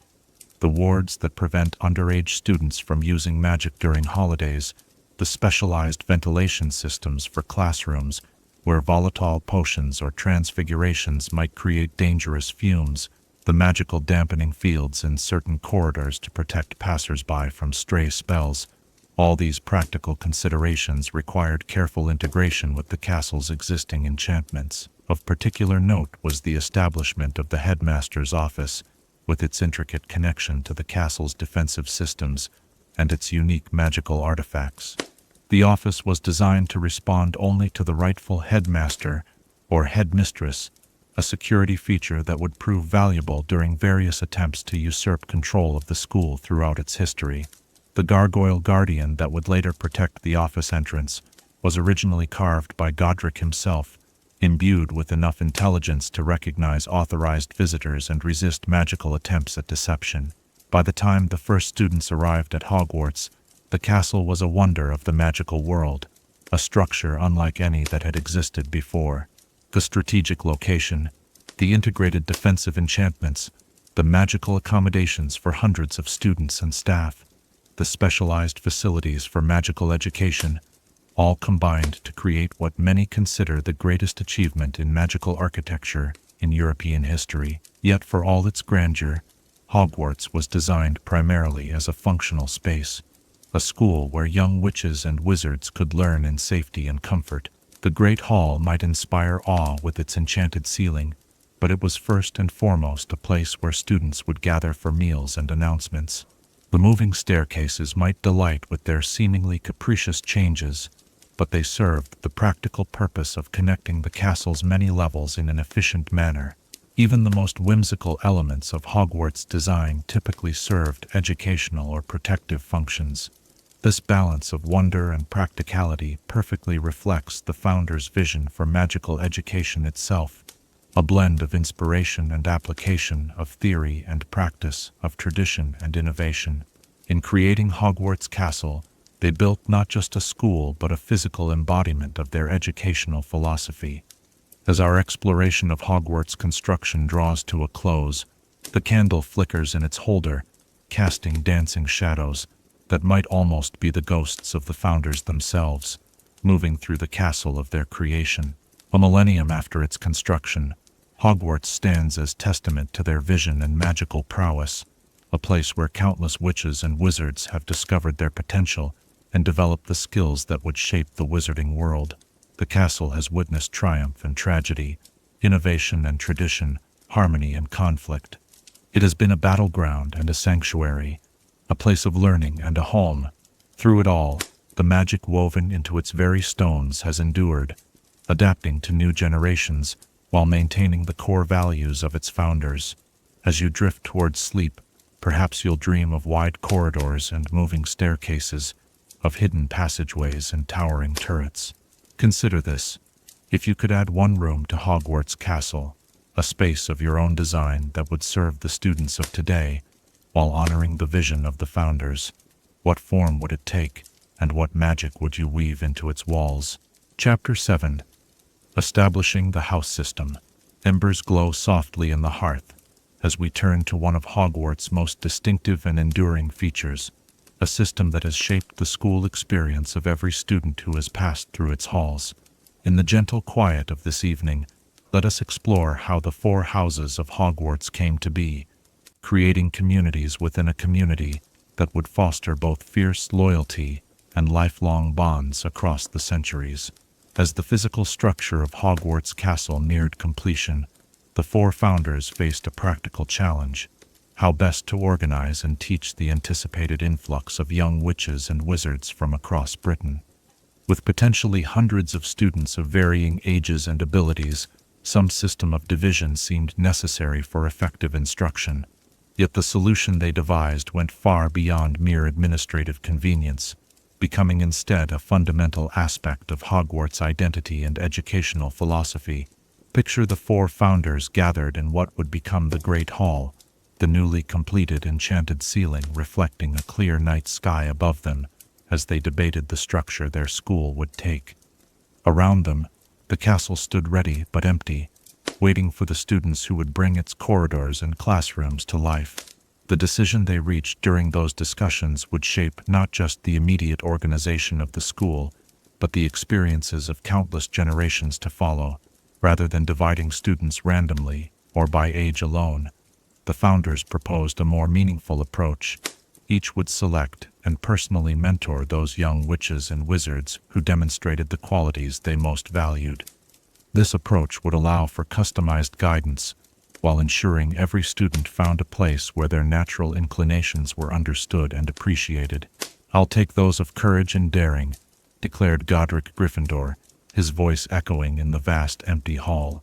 Bravery, nerve, and chivalry were the traits he sought, qualities that could be found in students from any background, but which, he believed, were essential for witches and wizards who would use their powers responsibly. "I shall teach those of sharp mind and wisdom," Rowena Ravenclaw decided, her keen eyes already envisioning the scholarly debates she would foster. Intelligence, creativity, and love of learning would distinguish her chosen students, those who approached magic as an intellectual challenge to be mastered through understanding rather than mere practice. "I will guide those of loyalty and dedication," offered Helga Hufflepuff, her warm smile reflecting her inclusive spirit. Hard work, patience, fairness, and kindness were the qualities she valued, traits that might be less flashy than bravery or brilliance, but which, she insisted, were the true foundation of any worthwhile achievement. "And I shall select those of ambition and cunning," Salazar Slytherin concluded, his calculating gaze sweeping the hall. "Resourcefulness, determination, and a certain disregard for rules that constrained potential. These were the characteristics he sought, along with the purity of blood he increasingly came to insist upon." With these declarations, the 4 houses of Hogwarts were conceptually established, but transforming this vision into a functional system required solving several practical challenges. How would students be evaluated and sorted? How would the physical spaces of the houses be organized? And how would the founders ensure that this division fostered healthy community rather than harmful segregation? The solution to the first challenge, how to sort students, came from an unexpected source. According to wizarding historian Bathilda Bagshot, the idea originated during a moment of levity when Godric playfully removed his pointed wizard's hat and suggested they simply pull names from it at random. This jest sparked a more serious innovation. What if the hat itself could do the sorting? Using complex enchantments combining aspects of legilimency, mind-reading, and sentient transfiguration, the 4 founders transformed Godric's plain wizard's hat into the magical artifact now known as the Sorting Hat. Each contributed some of their own magical essence and decision-making criteria, creating an object that could peek into a student's mind and identify their dominant traits, placing them in the house where they would best flourish.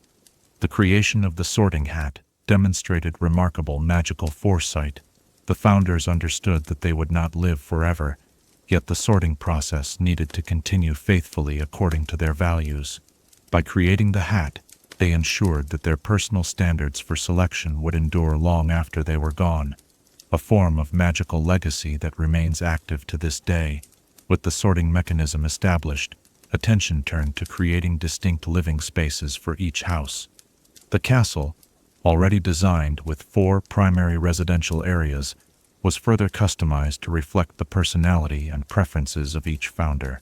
Gryffindor's quarters were established in a tower on the castle's west side, offering dramatic views and requiring a climb that might itself be considered a small daily act of determination.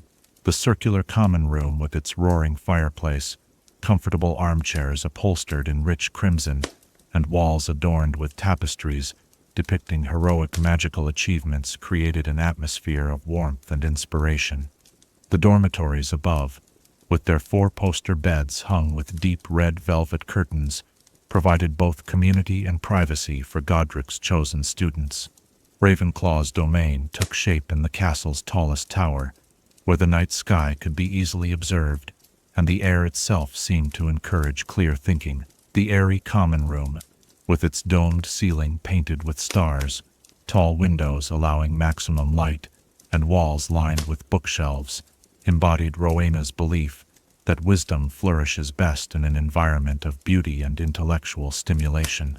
Instead of a password, a bronze eagle knocker was enchanted to pose riddles that would require thoughtful analysis to solve, ensuring that even entering their common room would exercise Ravenclaw's minds. Hufflepuff established her quarters near the kitchens, in a cozy basement area that nonetheless received ample natural light through cleverly positioned windows. The round, low-ceilinged common room had the feel of a badger's comfortable set, with polished copper accents, honey-colored wood, and overstuffed furniture that invited relaxation and conversation. Helga specifically designed the space to be accessible to students with physical limitations, a consideration that reflected her inclusive values and practical thinking. Slytherin's territory extended beneath the lake, in dungeons that might have been forbidding, but which Salazar transformed into a space of subtle elegance. The long, low-ceilinged common room with its greenish light filtering through underwater windows, handsome dark leather furniture, and elaborately carved mantelpieces created an atmosphere of exclusive sophistication. Secret passages leading from this area to various parts of the castle reflected Salazar's belief in providing his ambitious students with advantages that might not be immediately obvious to others.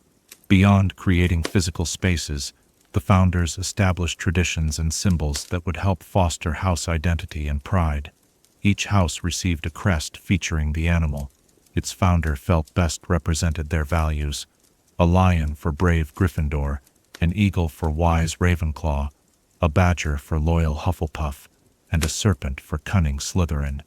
Colors were chosen with similar symbolic intent: scarlet and gold for Gryffindor's courage and nobility, blue and bronze for Ravenclaw's wisdom and value, yellow and black for Hufflepuff's fairness and constancy, green and silver for Slytherin's ambition and heritage. House ghosts emerged later, after the founders' time, but quickly became integral to house identity. Sir Nicholas de Mimsy Porpington, nearly headless Nick with his chivalrous, if somewhat pompous manner, seemed a natural fit for Gryffindor. The Grey Lady, actually Helena Ravenclaw, Rowena's daughter, brought her scholarly melancholy to Ravenclaw House. The fat friar, with his forgiving nature and cheerful disposition, complemented Hufflepuff's values perfectly, and the Bloody Baron, despite his fearsome appearance, represented Slytherin's complex legacy and the consequences of unchecked passion. The house system was not merely about living arrangements and identification. From its inception, it included an element of structured, friendly competition designed to motivate students and build community simultaneously. The House Cup, awarded annually to the house that earned the most points throughout the school year, became a coveted prize that encouraged both individual achievement and collective responsibility. Points could be earned through academic success, sporting victory in inter-house Quidditch matches, a tradition established early in Hogwarts history, and acts that exemplified school values. Conversely, points could be lost through rule-breaking or behavior that undermined the school community. This system created a natural incentive for houses to encourage their members toward positive contributions, while discouraging actions that might reflect poorly on the collective. Historical accounts suggest that the first House Cup was a simple wooden goblet enchanted by Helga Hufflepuff to fill with sweet mead for the victorious house's celebration feast. Over time, this evolved into the more elaborate silver cup still awarded today, though the tradition of a special feast honoring the winning house continues. The inaugural sorting ceremony took place on a crisp autumn evening as the first students arrived at Hogwarts. Imagine the scene: nervous young witches and wizards, many leaving home for the first time, gathered in the great hall beneath the enchanted ceiling. The four founders stood at the head table, impressive in their formal robes, as Godric stepped forward with the sorting hat. One by one, the students approached and placed the hat on their heads, experiencing the strange sensation of another consciousness examining their thoughts and character. After varying periods of deliberation, mere seconds for some, several minutes for others, the hat would announce its decision, and the student would join their new housemates at the appropriate table amid cheers and applause. This first sorting established patterns that would become familiar through the centuries: the obvious placements where a student's dominant traits aligned clearly with the house's values, and the more challenging cases where multiple qualities competed for prominence. Even then, the hat sometimes took into account a student's own preference, recognizing that the desire to develop certain traits could be as significant as their current presence. As the houses began to fill with students, each founder took a direct role in establishing the culture and expectations of their namesake house.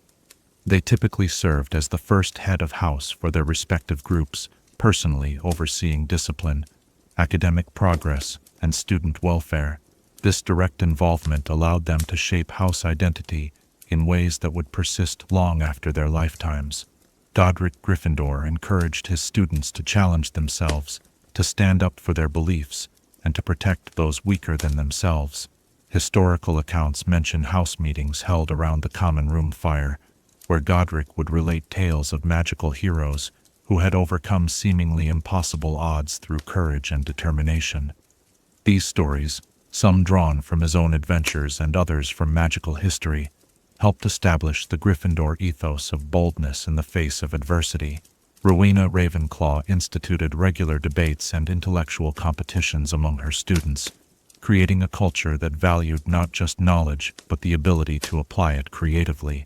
She established the tradition of the Ravenclaw Library, a collection of books maintained within the house and separate from the main school library, where particularly interesting or advanced texts could be shared among those who had demonstrated the responsibility to use them appropriately.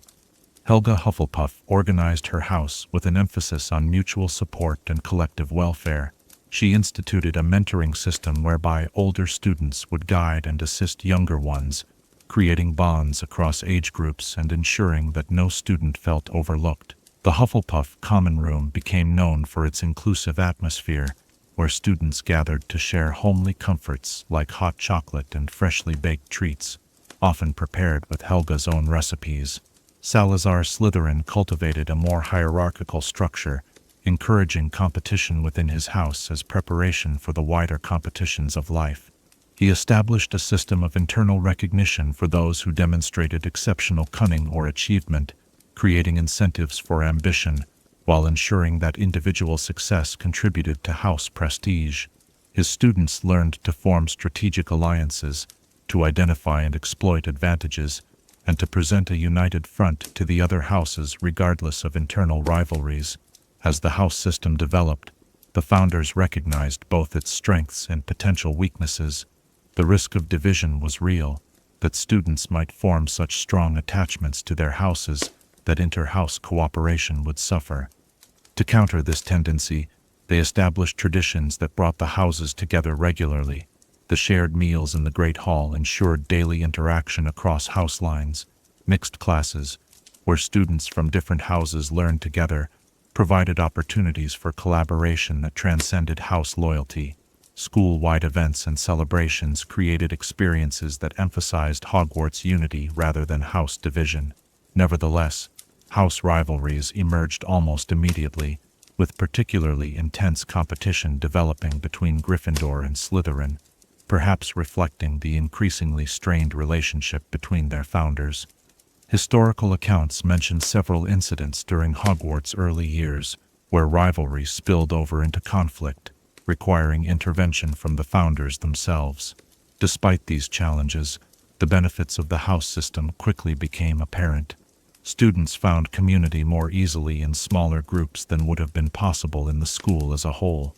The values emphasized by each house provided clear guidance for personal development, and the combination of competition and cooperation created a dynamic educational environment that engaged students on multiple levels. The first generation of Hogwarts students to complete their education demonstrated the system's success. Historical records note that these early graduates included notable healers, magical researchers, and defenders against dark magic, witches and wizards, who used their education to make significant contributions to the wizarding world. Their diverse achievements reflected the diverse values emphasized by the four houses while sharing a common foundation of comprehensive magical education. As the founders aged and eventually passed from the world, the house system they established continued to evolve while maintaining its essential character. The position of head of house, initially held by the founders themselves, became a responsibility assigned to experienced teachers who embodied their house's values. House prefects were appointed from among older students to assist with day-to-day management and serve as role models for their younger housemates. The system proved remarkably resilient through the centuries, adapting to changing times while preserving the core values of each house. Successive headmasters and headmistresses modified certain aspects, adjusting the point system to reflect new priorities, adding or removing particular traditions, altering the balance between competition and cooperation, but the fundamental structure remained intact. This longevity speaks to the founders' wisdom in creating a system flexible enough to accommodate change while stable enough to provide continuity. The house system has weathered countless challenges, from external threats to the school to internal tensions that occasionally threaten to divide the Hogwarts community. Through it all, the four houses have continued to fulfill their original purpose, creating environments where young witches and wizards can develop their talents in community with others who share their values and inclinations. Even in the modern era, with its emphasis on inclusivity and cooperation, the house system remains relevant. Professional magical researchers have noted that sorting is rarely absolute. Most students possess qualities valued by multiple houses, with the sorting hat identifying which traits are most pronounced, or which environment would best nurture a student's potential. This nuance allows for diversity within houses while maintaining their distinctive characters. The relationships between houses have evolved as well. While rivalry remains, particularly in contexts like Quidditch matches and the House Cup competition, there is greater recognition of how the different houses complement each other. Gryffindor courage combined with Ravenclaw intelligence, Hufflepuff loyalty supporting Slytherin ambition. These combinations have proven particularly powerful when houses collaborate rather than compete. Perhaps most significantly, the house system has created a sense of belonging that extends beyond a student's time at Hogwarts. Alumni continue to identify with their houses decades after graduation, finding in that association a connection to both their personal history and the continuing tradition of magical education. The values emphasized by their house often shape career choices, relationships, and responses to challenges throughout life. As our exploration of the house system draws to a close, the fire burns low in the grate, casting a warm glow through the room. The founders' creation has proven to be one of their most enduring legacies, a system that balances individual development with community responsibility, that honors diverse qualities while maintaining shared standards, and that creates bonds capable of lasting a lifetime.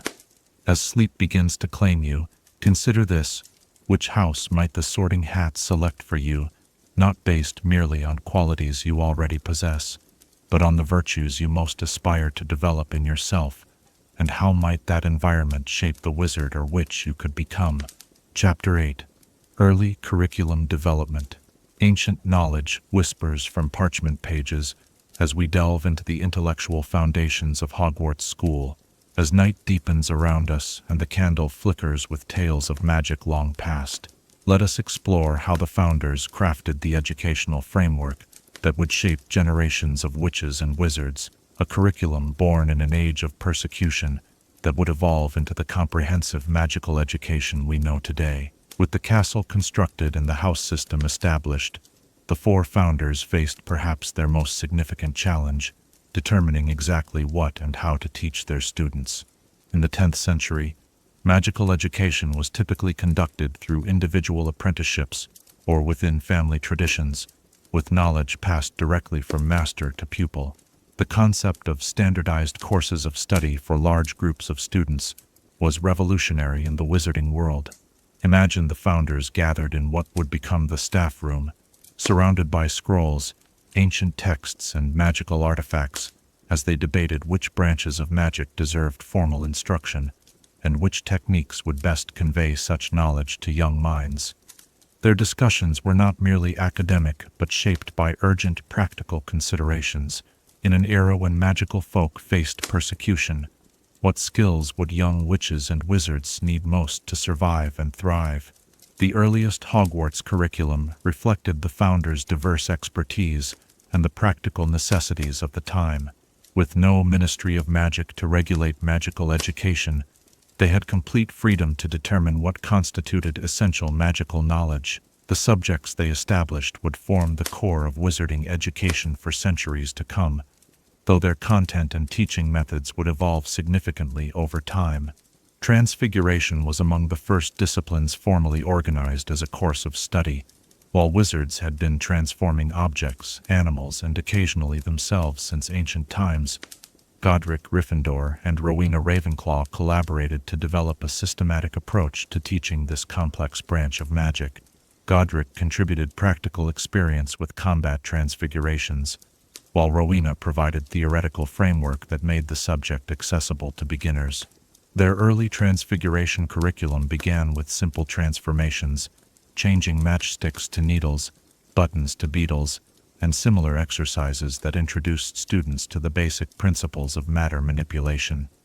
As students progressed, they tackled more complex transformations involving multiple objects, animate to inanimate conversions, and eventually human transfiguration for the most advanced pupils. Rather than merely teaching specific spells, the founders emphasized understanding the underlying principles, the 5 principal exceptions to Gamp's law of elemental transfiguration, though not yet formalized under that name, the importance of visualization, and the relationship between the original object and its transfigured form. This approach allowed students to adapt their knowledge to new situations, rather than relying solely on memorized incantations.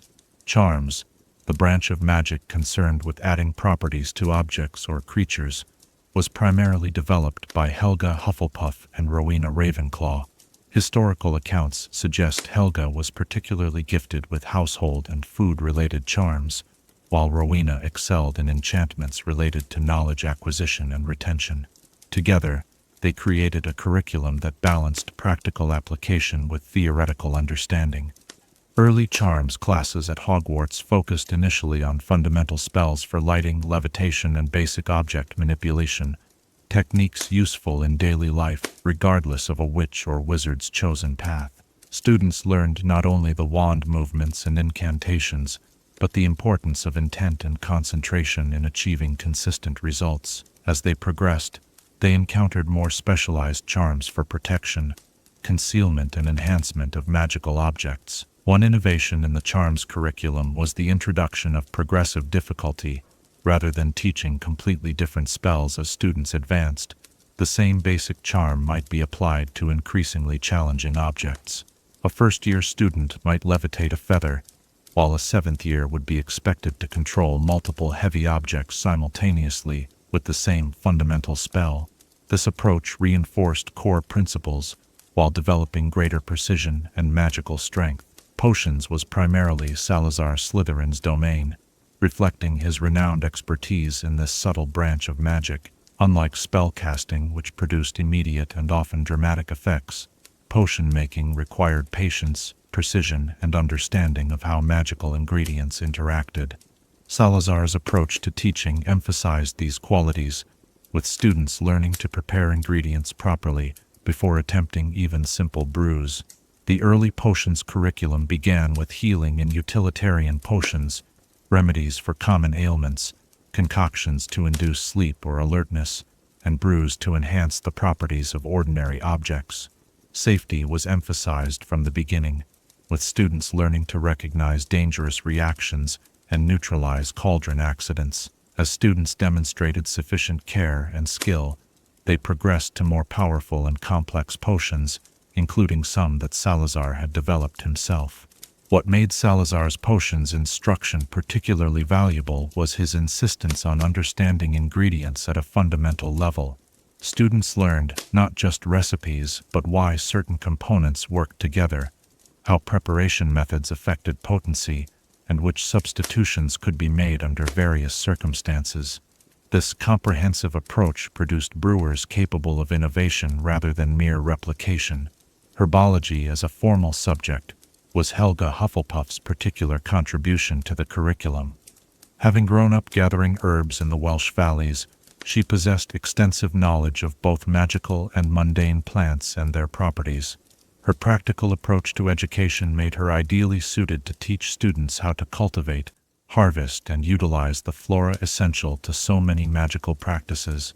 In Helga's early herbology classes, students learned to distinguish between similar-looking plants with vastly different magical properties, to understand growing conditions that would maximize potency, and to harvest at optimal times for different purposes. The curriculum began with common, relatively safe specimens before progressing to more dangerous or powerful plants. Throughout, Helga emphasized respect for living things and the importance of sustainable cultivation practices. The first greenhouses at Hogwarts were modest structures compared to the extensive facilities of later centuries, but they incorporated clever magical adaptations that allowed for the cultivation of plants from diverse climates.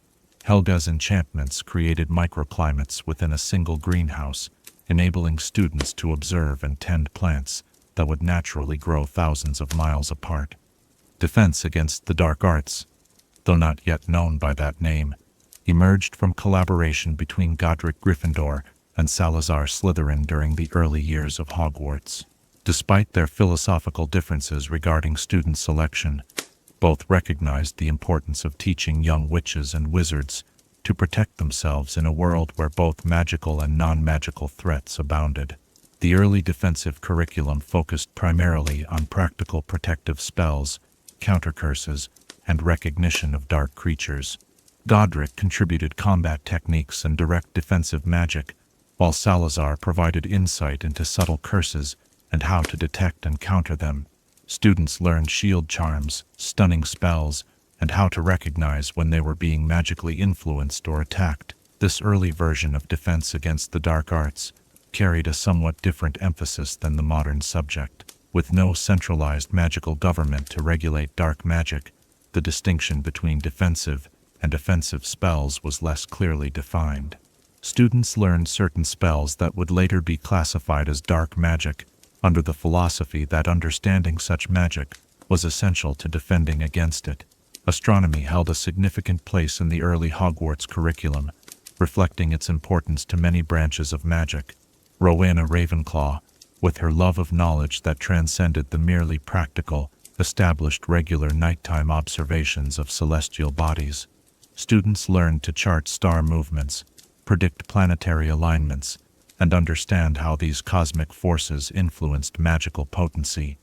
The astronomy tower, with its unobstructed view of the night sky, became an important educational space where students gathered to observe and map the heavens. Rowena developed specialized instruments that combined magical and physical principles to track celestial movements with remarkable accuracy. Some of these devices, enhanced and modified over centuries, remain in use at Hogwarts today. Beyond these core subjects, the founders each taught specialized areas of magic reflecting their particular interests and expertise. Godric offered instruction in magical dueling techniques for advanced students, emphasizing honorable combat and controlled power rather than mere aggression. Rowena taught ancient runes and early arithmancy to those who showed aptitude for magical languages and numerical magic. Helga provided lessons in healing magic, building on her extensive experience treating both magical and mundane ailments. Salazar offered select students instruction in magical languages, including Parseltongue theory for those who could not speak it naturally. The teaching methods employed at early Hogwarts reflected both the practical limitations of the time and the founders' educational philosophies. Without standardized textbooks or established magical theory, instruction relied heavily on demonstration, practice, and individual guidance. Classes were often conducted in mixed age groups, with more experienced students assisting beginners under a founder's supervision. Practical application was emphasized throughout the curriculum, while theoretical understanding was valued, particularly in Ravenclaw's approach. All the founders believed that magic was best learned through doing rather than merely studying. Even the most scholarly subjects included hands-on components that allowed students to experience magical principles directly rather than abstractly. Assessment of student progress took forms quite different from the standardized examinations of later centuries. The founders evaluated their students through direct observation of magical performance, individual projects demonstrating mastery of specific skills, and practical challenges that required applying knowledge in novel situations. A student might be asked to brew an antidote for an unknown poison, transfigure a series of objects with increasing difficulty, or identify and neutralize a cursed object. The early Hogwarts approach to magical education was notably holistic compared to later eras. Rather than treating subjects as entirely separate disciplines, The founders emphasized the interconnections between different branches of magic. Students might apply principles from transfiguration to their charm work, incorporate astronomical timing into potion brewing, or use herbological knowledge to enhance defensive spells. This integrated approach reflected the reality that in practical application, magical disciplines rarely function in isolation. As the first generation of students progressed through their education, the founders refined their curriculum based on observation and experience. Teaching methods were adjusted, new content added, and the sequence of instruction optimized. This willingness to evolve, rather than adhere rigidly to initial plans, established a pattern of curricular development that would continue throughout Hogwarts history. One significant early adjustment was the formalization of instruction levels. Initially, students were grouped primarily by ability rather than age or years of study. However, the founders soon recognized that a more structured progression through increasingly advanced material benefited most students. The 7-year course of study that became standard at Hogwarts emerged gradually from this recognition, with each year building upon the magical foundation established in previous terms. The gathering of educational resources presented another challenge for the early curriculum. In an age before magical publishing, textbooks as we understand them did not exist. The founders compiled their own instructional materials, drawing from ancient scrolls, family grimoires, and their personal magical discoveries. Rowena established the practice of creating duplicate copies through magical means, allowing students to study from consistent sources rather than relying entirely on notes from lectures and demonstrations. These early instructional materials formed the beginning of the Hogwarts Library, which under Rowena's direction grew into one of the most comprehensive collections of magical knowledge in the wizarding world. Students were encouraged to contribute to this collective resource, with particularly insightful essays and research preserved for future classes to build upon. The development of specific magical tools for educational purposes represented another innovation of the founders' era. Specialized cauldrons with stabilizing enchantments for beginning potions. Students practice wands with limited capabilities for safely learning basic spells, and magical creatures specifically bred or modified for student interaction, all emerged during this period of curricular experimentation. As Hogwarts' reputation grew, and more students sought admission, the founders faced the challenge of maintaining educational quality while teaching larger numbers.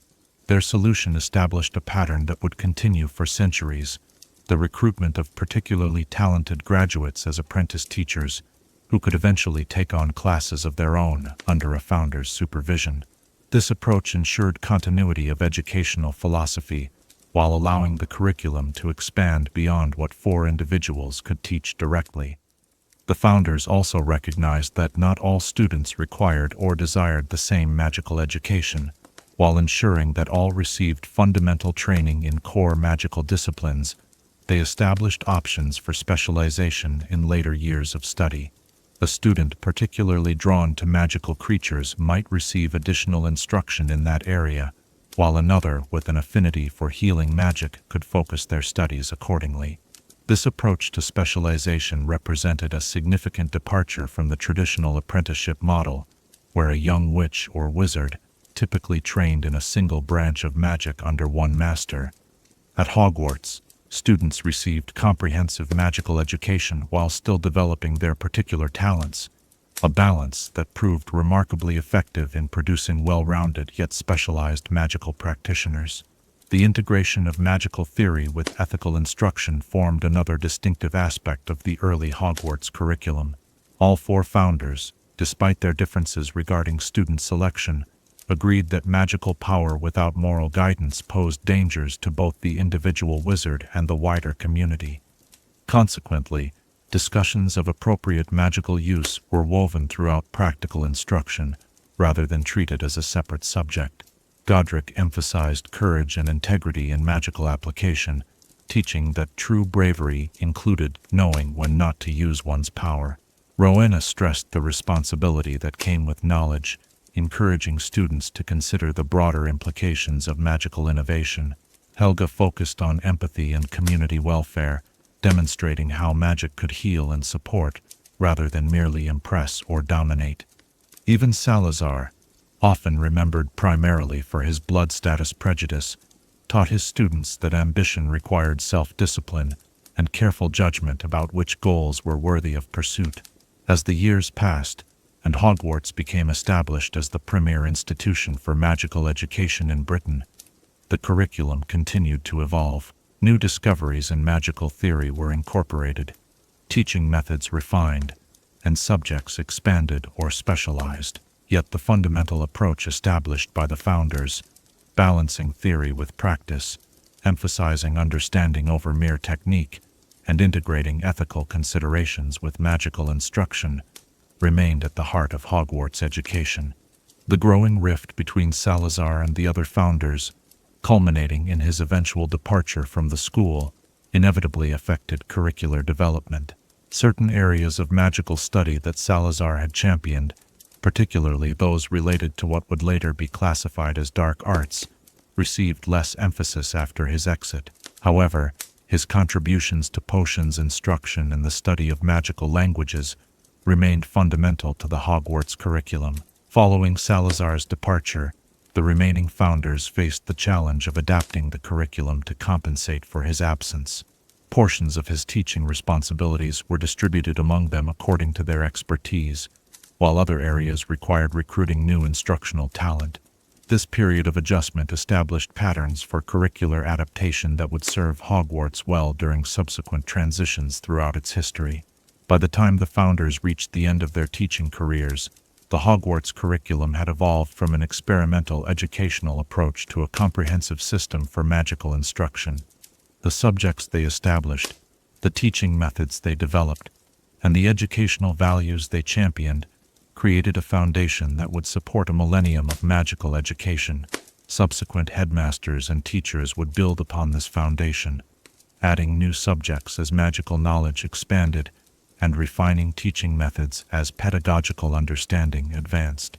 Divination, arithmancy, care of magical creatures, and other disciplines would eventually join the core subjects as standard offerings.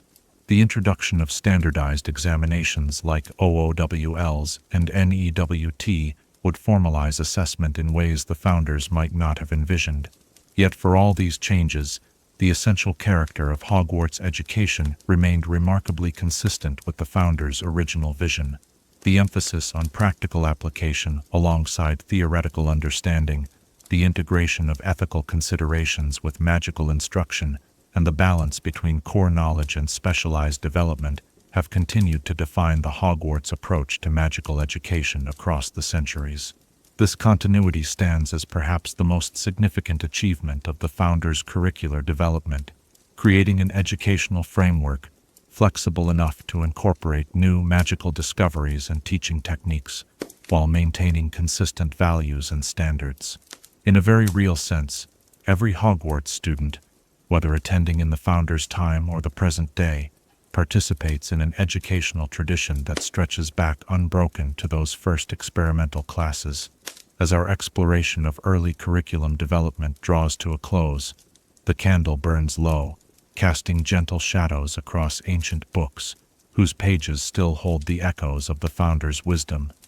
Their educational legacy lives on not just in the subjects taught at Hogwarts, but in the very approach to magical learning.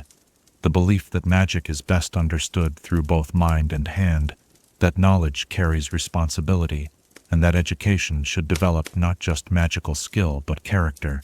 As you drift toward sleep, consider this. What forgotten magical knowledge from the Founders' era might still await rediscovery in some dusty tome or hidden chamber of Hogwarts? And how might such ancient wisdom, viewed through the lens of modern magical understanding, transform our conception of what is possible? Chapter 9. The Growing Rift. Shadows lengthen across the ancient stones as we turn to a darker chapter in the history of Hogwarts, a tale of friendship strained, ideals contested, and unity fractured.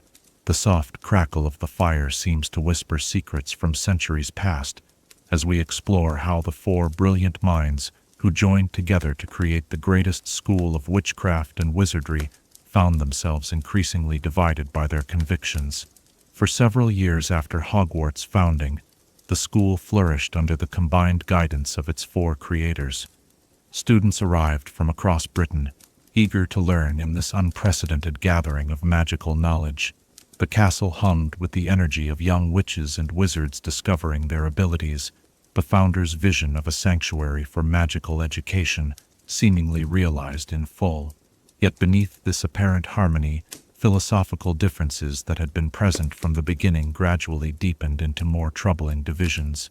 What began as intellectual disagreements discussed over evening meals in the Great Hall evolved into principled stands that would eventually tear at the very fabric of the founders' shared dream. Imagine the Great Hall in those early years, four friends seated at the high table, watching their students practice newly learned spells or chatting animatedly about their studies. Between classes, the founders would gather in what would later become the staff room, sharing observations about particularly promising students or debating refinements to the curriculum. In those early days, their differences seemed complementary rather than contradictory, different perspectives that, when combined, created a more complete educational approach. The initial seeds of discord were subtle, manifesting first in private conversations rather than public disagreements. Historical accounts suggest that tensions began to emerge most clearly around the question of student selection, specifically whether magical children born to Muggle parents should be admitted to Hogwarts. Salazar Slytherin's concerns about Muggle-born students were initially expressed as practical considerations rather than outright prejudice. Living in an era when witch hunting was a genuine threat, he argued that children raised in Muggle households posed security risks to the school and the wider wizarding community. To deny education to those who show such gifts is to betray the very purpose for which we built these walls, to nurture magical ability wherever it manifests. Helga, Hufflepuff, true to her inclusive nature, stood firmly with Godric on this issue. Every child who shows magical ability deserves guidance in using their gifts, she insisted. Would you have them struggle alone, their powers uncontrolled, because you fear their origins? Rowena Ravenclaw's position was initially more measured. Historical accounts suggest she recognized valid points in both perspectives, noting that while magical ability clearly transcended bloodlines, the practical challenges of integrating Muggle-born students required careful consideration. Their families, unfamiliar with the traditions of magical secrecy, might inadvertently or deliberately expose Hogwarts to those who would seek to destroy it. Each student we admit creates a path that could lead our enemies to our door. Salazar is recorded as saying during one early debate on the subject, "Those raised among us understand from birth the necessity of discretion. Can we expect the same from children whose first experience of magic was met with fear rather than celebration?" Godric Gryffindor's response established what would become an unbridgeable ideological divide. Magic reveals itself in worthy souls regardless of their parentage.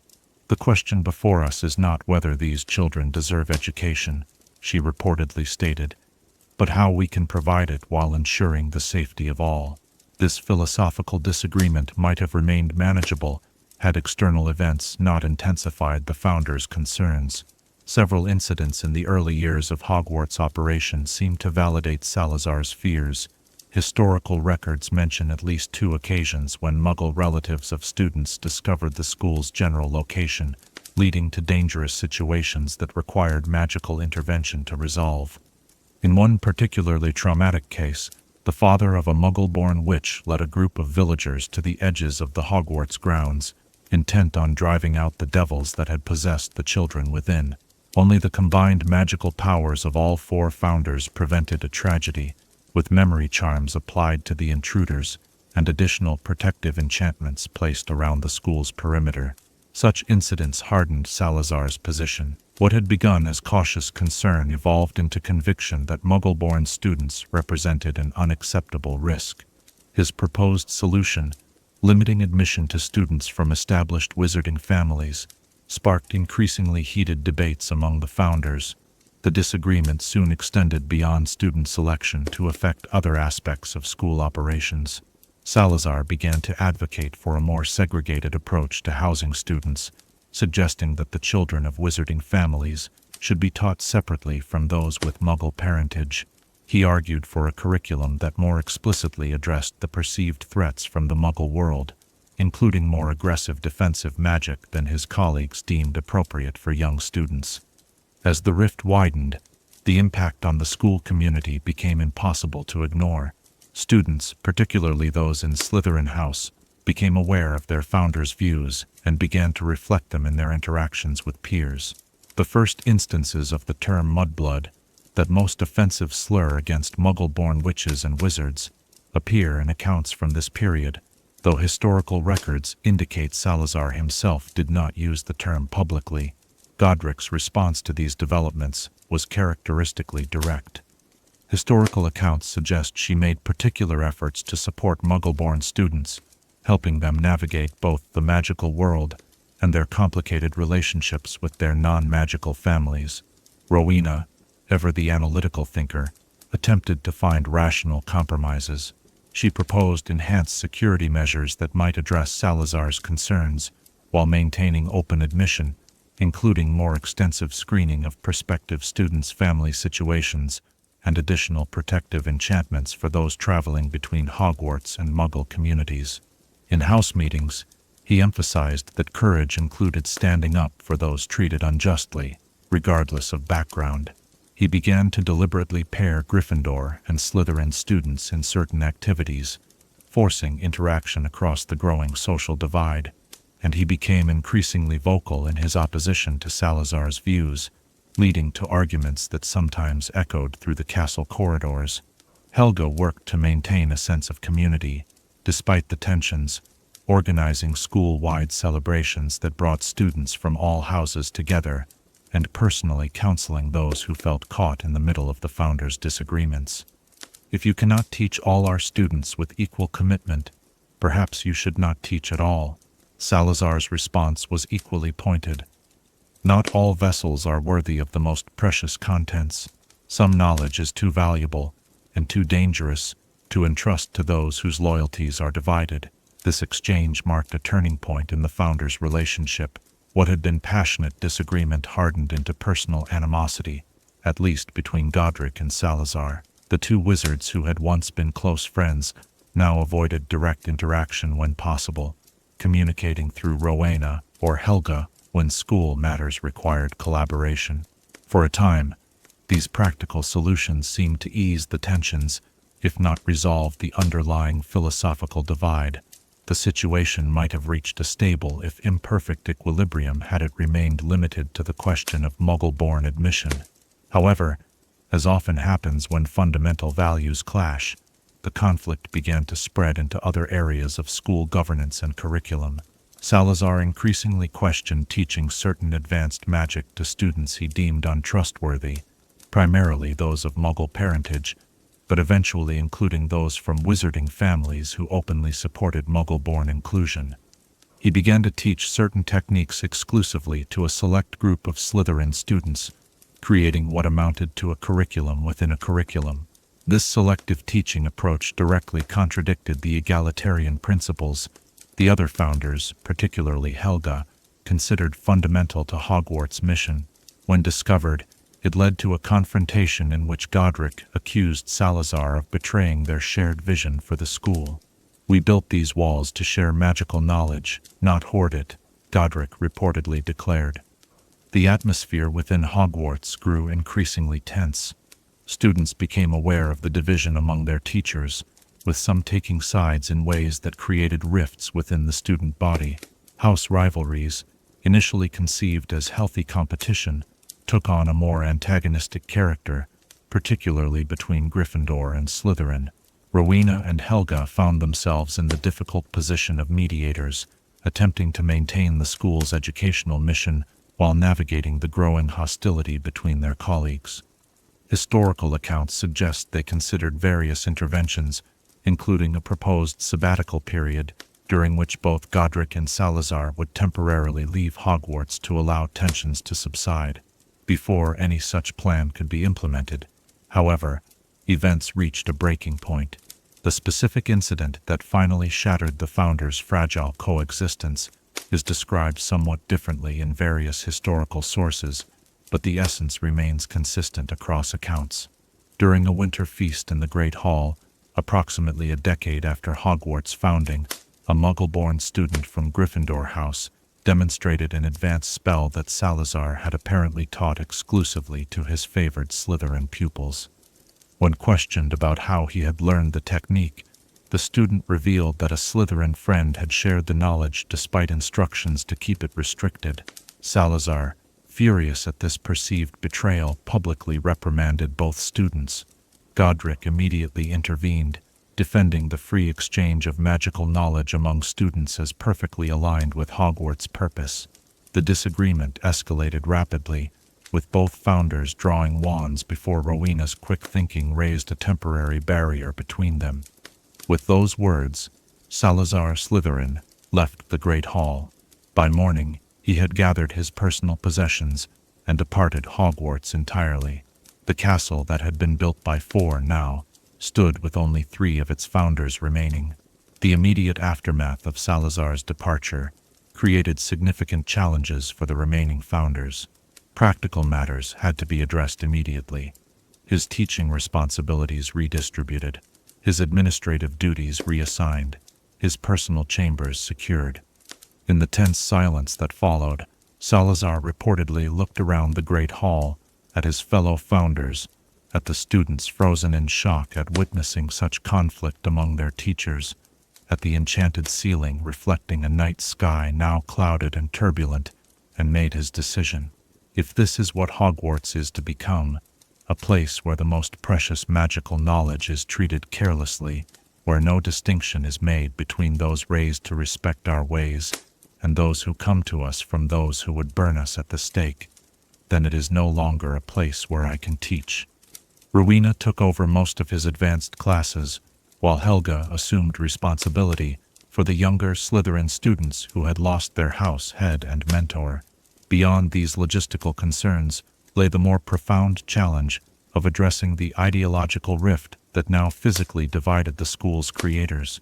The remaining founders had to decide how to explain Salazar's absence to the student body, and what narrative would shape Hogwarts' future understanding of its own origins.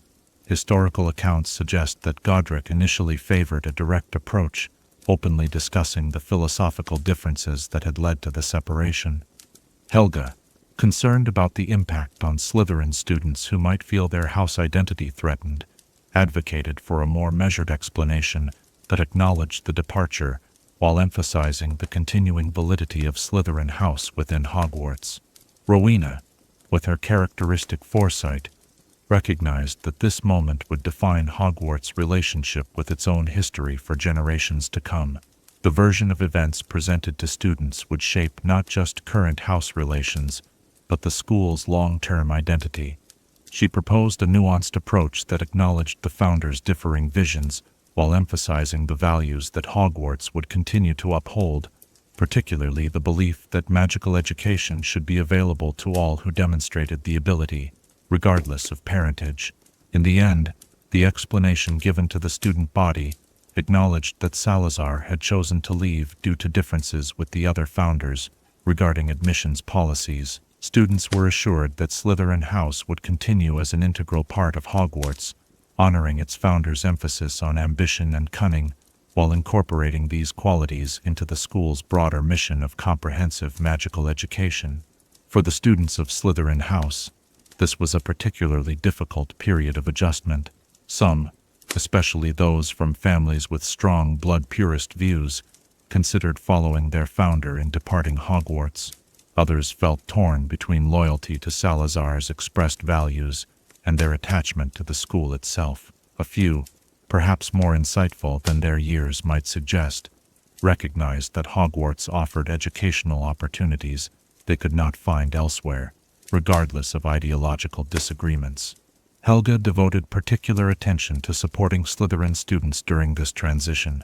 Historical accounts note that she spent many evenings in the Slytherin common room, listening to concerns and reassuring students that their house's contribution to Hogwarts remained valued. Her inclusive nature proved essential in preventing a mass exodus that might have permanently damaged the four-house structure the founders had established. Meanwhile, Godric faced his own reckoning with the consequences of the schism. Though he had stood firmly for principles he believed essential to Hogwarts' mission, the loss of his former friend, for despite their differences, Salazar and Godric had once been close, affected him deeply. Some historical accounts suggest he made at least one attempt to locate Salazar after the departure, hoping for reconciliation, but the estranged founder had vanished from public wizarding life. Rowena approached the crisis with characteristic analytical thoroughness, reviewing and reinforcing the magical protections around the school. She recognized that Salazar's intimate knowledge of Hogwarts' defenses potentially represented a security vulnerability, though historical records indicate she never publicly suggested he might use this knowledge maliciously. Under her direction, certain key enchantments were modified to ensure the castle remained secure. What none of the remaining founders knew, or at least, what no historical record confirms they knew, was that Salazar had left behind more than memories. Before departing Hogwarts, he had completed his secret chamber of secrets deep beneath the school, housing within it a basilisk that only his true heir would be able to control. Whether intended as insurance against a future threat to his legacy, or as a delayed weapon against those whose policies he opposed, remains a subject of debate among magical historians.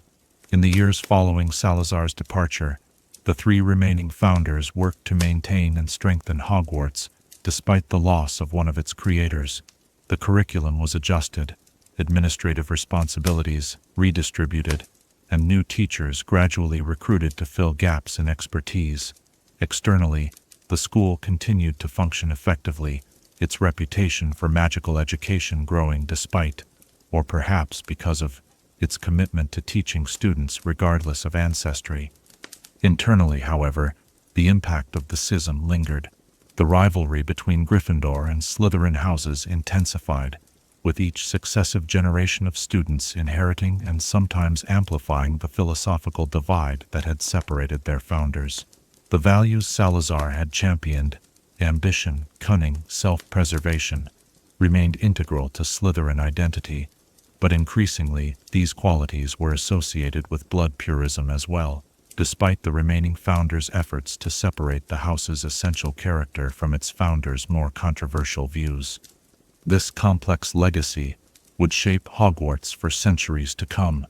The tension between Slytherin and the other houses, particularly Gryffindor, became an institutional feature of school life, sometimes manifesting as healthy competition, sometimes escalating into genuine antagonism, but always reflecting the unresolved ideological conflict that had divided the founders. More broadly, the question at the heart of the founders' rift, whether magical ability alone should determine a witch or wizard's place in magical society, would continue to resurface throughout wizarding history. The three remaining founders, despite their commitment to inclusion, could not fully resolve this tension within their lifetimes. Perhaps no single generation could. Instead, they established an educational framework that would allow successive generations of young witches and wizards to engage with these questions themselves, developing their own understanding of magical identity within the supportive but diverse community that Hogwarts provides. As our exploration of the Founders' Rift draws to a close, the fire burns low in the grate, shadows deepening like the divisions we have explored. From the establishment of the International Statute of Secrecy to the rise of Voldemort, the fundamental tension between inclusion based on magical ability and exclusion based on ancestry would repeatedly challenge the wizarding community's understanding of itself.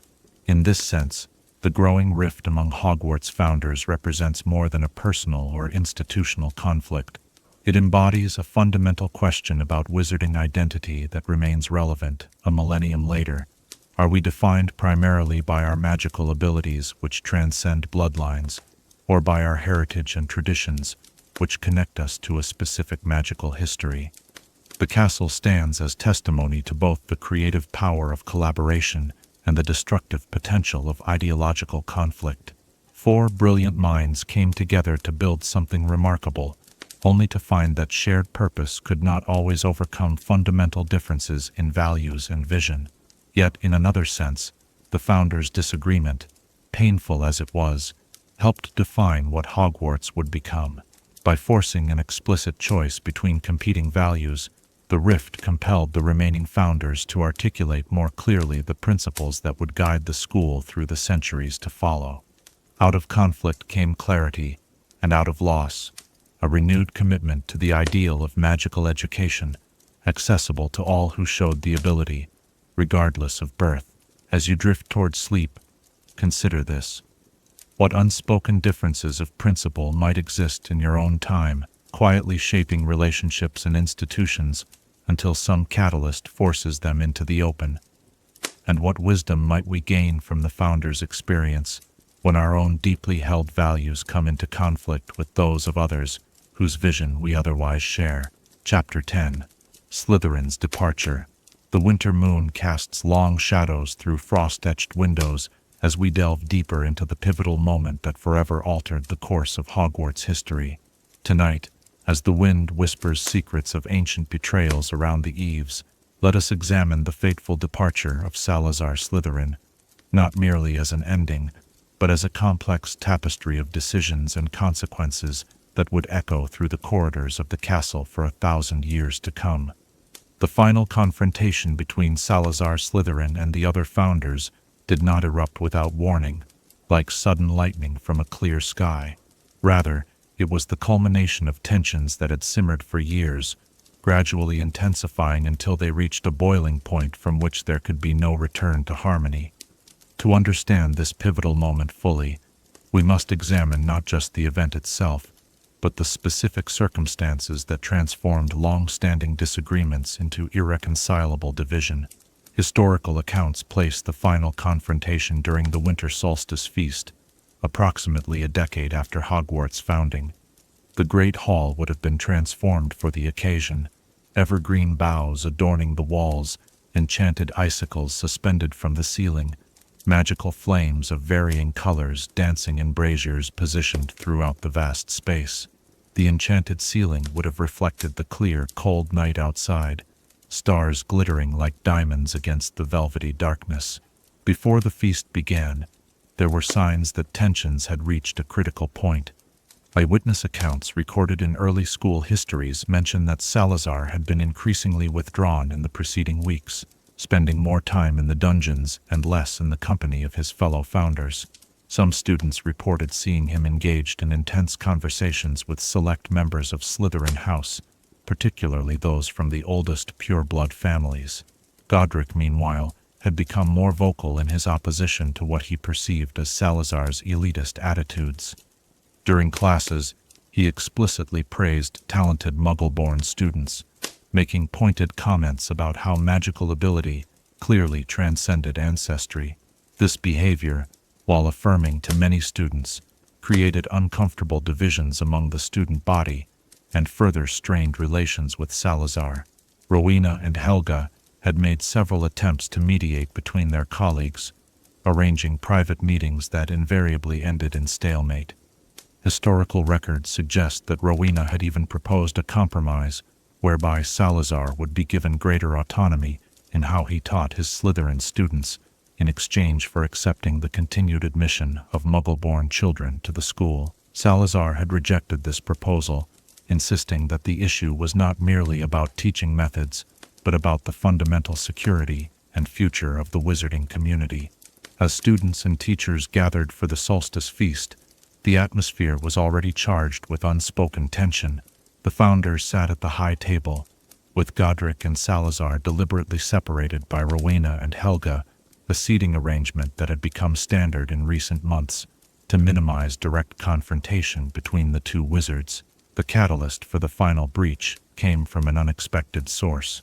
A fifth-year Muggle-born student from Gryffindor House performed an impressive bit of transfiguration magic to entertain his friends, temporarily transforming the table settings into miniature dancing figurines that enacted a scene from wizarding history. This display drew applause from students at multiple tables, until a seventh-year Slytherin prefect recognized the spell as one that Salazar had taught exclusively to his select circle of pure-blood students. The Slytherin prefect, outraged at what he perceived as theft of restricted knowledge, confronted the Gryffindor student publicly, demanding to know how he had learned the spell. The Gryffindor, unaware of the spell's restricted status, readily explained that his friend, another fifth year who happened to be in Slytherin house, had taught him the technique after learning it in Salazar's advanced transfiguration seminar. This revelation caused immediate tension in the hall. Salazar, his face darkening with anger, rose from his seat and strode toward the Slytherin student who had shared his exclusive teaching. The young wizard, realizing his error too late, visibly paled as his head of house approached. "You have betrayed my trust," Salazar said, his voice cutting through the sudden silence in the hall.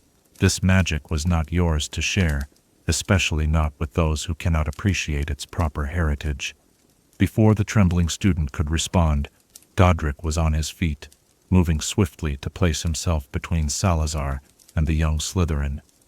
"The only betrayal here," Godric declared, "is of the principles upon which we founded this school. Knowledge is not to be hoarded like a dragon's treasure, but shared with all who have the capacity to learn." Salazar's response was cold and measured. "You speak of capacity without understanding that true capacity includes proper respect for magical tradition. Not all who can perform a spell should be permitted to do so." "And who appointed you the arbiter of permission?" Godric challenged, his voice rising. "We four agreed to teach all with magical ability. We never agreed that you would decide which magic each student deserves to learn." The argument escalated rapidly, with both founders moving from the specific incident to the broader philosophical divide that had grown between them. Students watched in stunned silence as the two powerful wizards, whose combined vision had created their school, now stood facing each other with barely contained fury.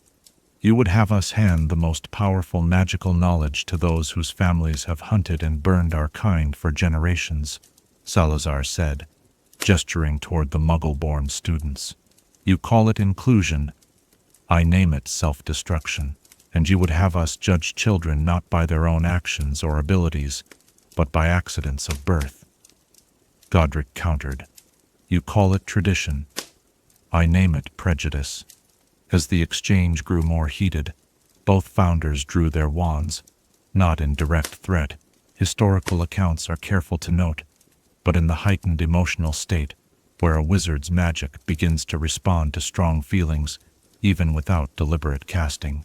The air between them crackled with magical energy, causing nearby candles to flare and the enchanted ceiling to darken with gathering storm clouds that mirrored the tension below. It was at this moment that Rowena intervened decisively. With a complex wand movement, she created a temporary barrier between the two wizards. Not a shield charm exactly, but a subtle magical field that dampened emotional intensity within its boundaries. This sophisticated piece of magic, later described in detail in Hogwarts, a history, represented a remarkable innovation that would eventually lead to the development of emotion-calming enchantments used in magical healing. In the artificial calm created by Rowena's magic, Salazar looked around the great hall. His gaze moved from the concerned faces of fellow teachers to the frightened expressions of students, lingering briefly on the young Slytherins who watched their head of house with uncertain loyalty. The temporary spell did not change his convictions, but it created a moment of clarity in which he could assess the situation without the cloud of immediate anger. "So this is what becomes of our dream," he said finally, his voice quiet but carrying in the absolute silence of the hall. "A place where the most sacred magical knowledge is distributed without discretion, where no distinction is made between those raised to respect our ways and those who come to us from families who would see us burned at the stake." He turned to face all three of his fellow founders. "You ask me to compromise on what I know to be necessary for our survival. I cannot. If Hogwarts is to continue on this path, it must do so without me." With those words, Salazar removed the emerald-studded silver brooch that marked him as one of the school's founders, placing it deliberately on the high table before turning to leave the hall. As he reached the great oak doors, he paused for a moment, looking back at what he was leaving behind. Some accounts suggest he hesitated briefly, as if reconsidering, before his expression hardened with resolve. Without another word, he pushed open the doors and disappeared into the darkness beyond. The great hall remained in stunned silence for several long moments after Salazar's departure. It was Helga who finally broke the spell, rising from her seat to address the confused and frightened students. "The feast will continue," she announced, her warm voice providing reassurance, despite the extraordinary scene they had just witnessed. "Tomorrow we will address what has happened here tonight.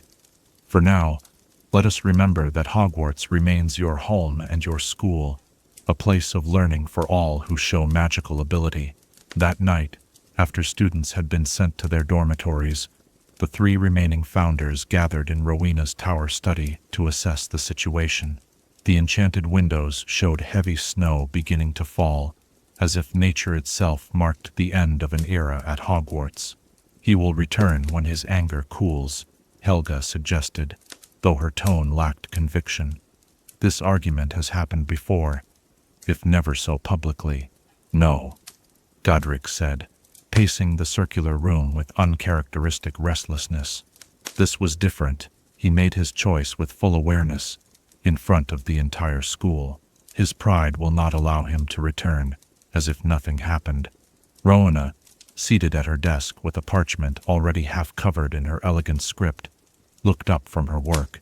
"Whether he returns or not, we must prepare for either possibility. The school cannot simply pause while we wait to see what Salazar decides."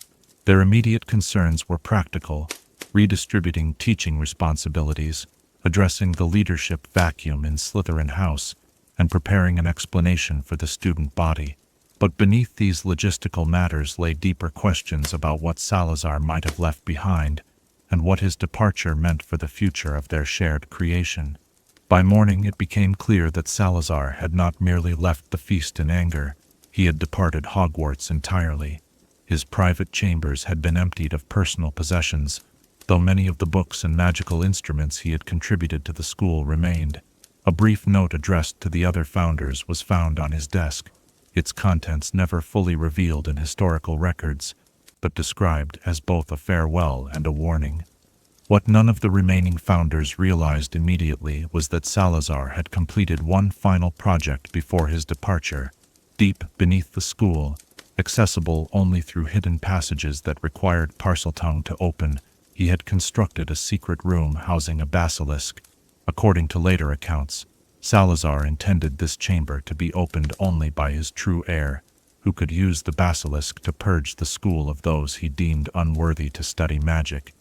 The creation of this chamber represented the ultimate expression of Salazar's beliefs, a delayed mechanism to enforce his vision even after he could no longer do so directly. It also demonstrated the depth of his magical skill and his intimate knowledge of Hogwarts architecture, allowing him to construct such a significant hidden space without the other founders' knowledge. The morning after Salazar's departure, the 3 remaining founders faced the challenging task of explaining the situation to the student body. They gathered all students in the Great Hall, where just hours before the dramatic confrontation had unfolded, the atmosphere was tense with speculation and uncertainty, particularly among Slytherin students who feared what their founder's departure might mean for their place at Hogwarts. Godric, as the founder most directly involved in the conflict, might have been expected to lead this difficult conversation. Instead, historical accounts indicate that he deferred to Rowena, whose measured intellect and diplomatic skills made her better suited to the delicate task. "Last night," Rowena began, her clear voice carrying to every corner of the hall, "you witnessed a fundamental disagreement among your teachers. Founder Salazar Slytherin has chosen to leave Hogwarts due to irreconcilable differences regarding the school's admission policies and teaching practices." She continued with careful precision, acknowledging the seriousness of the situation while emphasizing continuity. "This departure does not change Hogwarts' commitment to providing excellent magical education to all students who demonstrate magical ability. Nor does it diminish the importance of Slytherin House, which will continue to nurture the qualities of ambition, determination, and cunning that its founder valued." Helga then addressed the specific concerns of Slytherin students, assuring them that they would continue to receive full support and guidance. She announced that she would temporarily assume responsibilities as head of Slytherin House until a suitable permanent replacement could be arranged, demonstrating the remaining founders' commitment to maintaining the four-house structure despite Salazar's absence. Godric spoke last, focusing not on Salazar's departure but on the future. Hogwarts was created to unite magical knowledge under one roof, to provide a place where young witches and wizards could develop their abilities in safety. That mission continues unchanged. The loss of one voice, however valued, cannot shake the foundations we have built together. The student response to these announcements varied predictably by house. Gryffindors generally supported Godric's position, while many Slytherins felt torn between loyalty to their departed founder and their attachment to Hogwarts itself. Some historical accounts mention that a small number of Slytherin students, primarily those from the most staunchly pure-blood families, chose to leave Hogwarts in the days following Salazar's departure, presumably to seek education elsewhere, or directly under Salazar if he could be found. The most immediate practical challenge facing the remaining founders was maintaining the curriculum without Salazar's expertise. While all four founders had been broadly educated in various magical disciplines, each had specific areas of particular mastery. Salazar's departure left significant gaps in advanced potions instruction, certain aspects of magical languages, and the subtle defensive magic in which he had excelled. Rowena temporarily took over the most advanced potions classes, while Helga assumed responsibility for the younger students in this subject. Godric incorporated elements of Salazar's defensive magic curriculum into his own teaching, though historical accounts suggest he modified the emphasis somewhat, focusing more on protection than on the subtle curses Salazar had taught. Beyond these immediate adjustments, the founders began the process of recruiting additional teaching staff, a development that would eventually transform Hogwarts from a school taught entirely by its founders to the institutionally structured academy we recognize today. The first of these new teachers was a gifted potions master who had studied under Salazar himself, invited back to Hogwarts to continue his mentor's legacy while accepting the school's inclusive admission policy. In the months following Salazar's departure, Godric made at least one attempt to locate his former friend and colleague. Historical accounts describe him setting out from Hogwarts during the spring break, traveling to locations where Salazar had been known to study or where his family had connections. This quest proved fruitless. Salazar had effectively vanished from the public wizarding world, either traveling abroad or living in such seclusion that even Godric's considerable resources could not track him. Rowena's approach to the aftermath was characteristically thorough and forward-thinking. Recognizing that Salazar's intimate knowledge of Hogwarts' defenses potentially represented a security vulnerability, she undertook a systematic review and enhancement of the castle's protective enchantments. Without publicly suggesting that Salazar might return with hostile intent, she nevertheless ensured that certain key defensive spells were modified in ways that would prevent him from easily bypassing them. Helga focused primarily on healing the social rifts that Salazar's departure had created within the student body. Historical accounts mention her organizing inter-house activities specifically designed to build connections across house lines, with particular emphasis on including Slytherin students who might otherwise have become isolated. Her steady, compassionate presence provided stability during this turbulent transition period. For Slytherin House, this was a time of profound identity formation. Without their founders' direct influence, students and the teachers who guided them had to interpret what it meant to exemplify Slytherin values in the context of a more inclusive Hogwarts. Some embraced the opportunity to define ambition and cunning in ways that did not require blood purism, while others maintained Salazar's more exclusive vision, creating internal divisions within the house that would persist for centuries. The long-term consequences of Salazar's departure extended far beyond the immediate logistical challenges it created. His absence fundamentally altered the balance of philosophical perspectives guiding Hogwarts' development, removing the voice that had most strongly advocated for tradition and caution in an era of rapid change. While this shift allowed for more consistent implementation of the inclusive vision championed by the remaining founders, it also meant losing the productive tension that can arise from respectful disagreement. More significantly, Salazar's dramatic exit created a narrative that would shape how generations of Hogwarts students understood the school's origins. Rather than four equals contributing complementary perspectives, the founder's story became one of three visionaries opposed by a single dissenter, whose prejudice ultimately separated him from their noble project. This simplified version of events, while containing elements of truth, obscured the more complex reality of principled disagreement about genuine challenges facing the early wizarding community. For Slytherin House, this narrative created a complicated legacy. Students sorted into the house of the founder, who had abandoned Hogwarts, inherited a kind of original sin, their house identity permanently associated with its creator's most controversial beliefs. While many Slytherins throughout history would demonstrate that ambition and cunning could be directed toward worthy goals without blood prejudice, the house never fully escaped the shadow of its founder's departure. Ironically, Salazar's physical absence may have ultimately strengthened rather than weakened the influence of his most problematic ideas.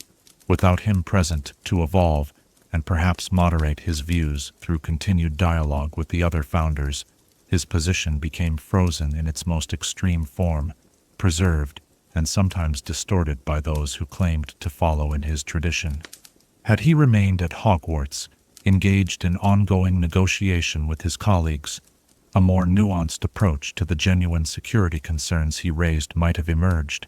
What became of Salazar Slytherin after his departure from Hogwarts remains one of the great mysteries of magical history. Some accounts suggest he traveled to Eastern Europe, possibly establishing another, more exclusive magical school that accepted only pure-blood students.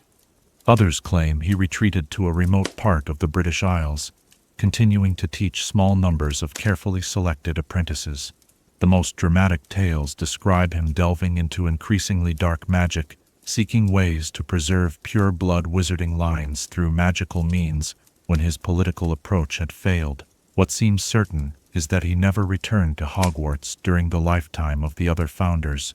The final break proved permanent, the philosophical divide too wide to bridge despite the deep connection the four had once shared. In this, perhaps, lies the most profound tragedy of Salazar's departure, that individuals of such extraordinary talent and shared vision could not find a way to reconcile their differences for the greater good of the magical community they all sought to serve. Yet, there is a more hopeful reading of these events as well. Despite the loss of one of its creators, Hogwarts not only survived but flourished. The institution proved stronger than any single individual, its fundamental purpose transcending the specific visions of even its founders. In adapting to Salazar's absence, Hogwarts demonstrated the resilience and flexibility that would allow it to endure through centuries of change in the wizarding world. Moreover, the very tension created by Salazar's departure, between tradition and innovation, between caution and inclusion, became a productive force in shaping Hogwarts' identity. Each generation of students and teachers would engage with this fundamental disagreement, developing their own understanding of how magical education should balance preservation of wizarding heritage with openness to new perspectives and practitioners. This ongoing conversation, however uncomfortable at times, has kept Hogwarts vital and relevant through dramatically changing circumstances. As our exploration of Salazar's departure draws to a close, the fire burns low, shadows deepening like the mysteries that still surround this pivotal moment in wizarding history. The castle stands, as it has for a millennium, shaped by both the collaborative vision that built it and the conflict that tested its foundations. 4 began the work. 3 continued it.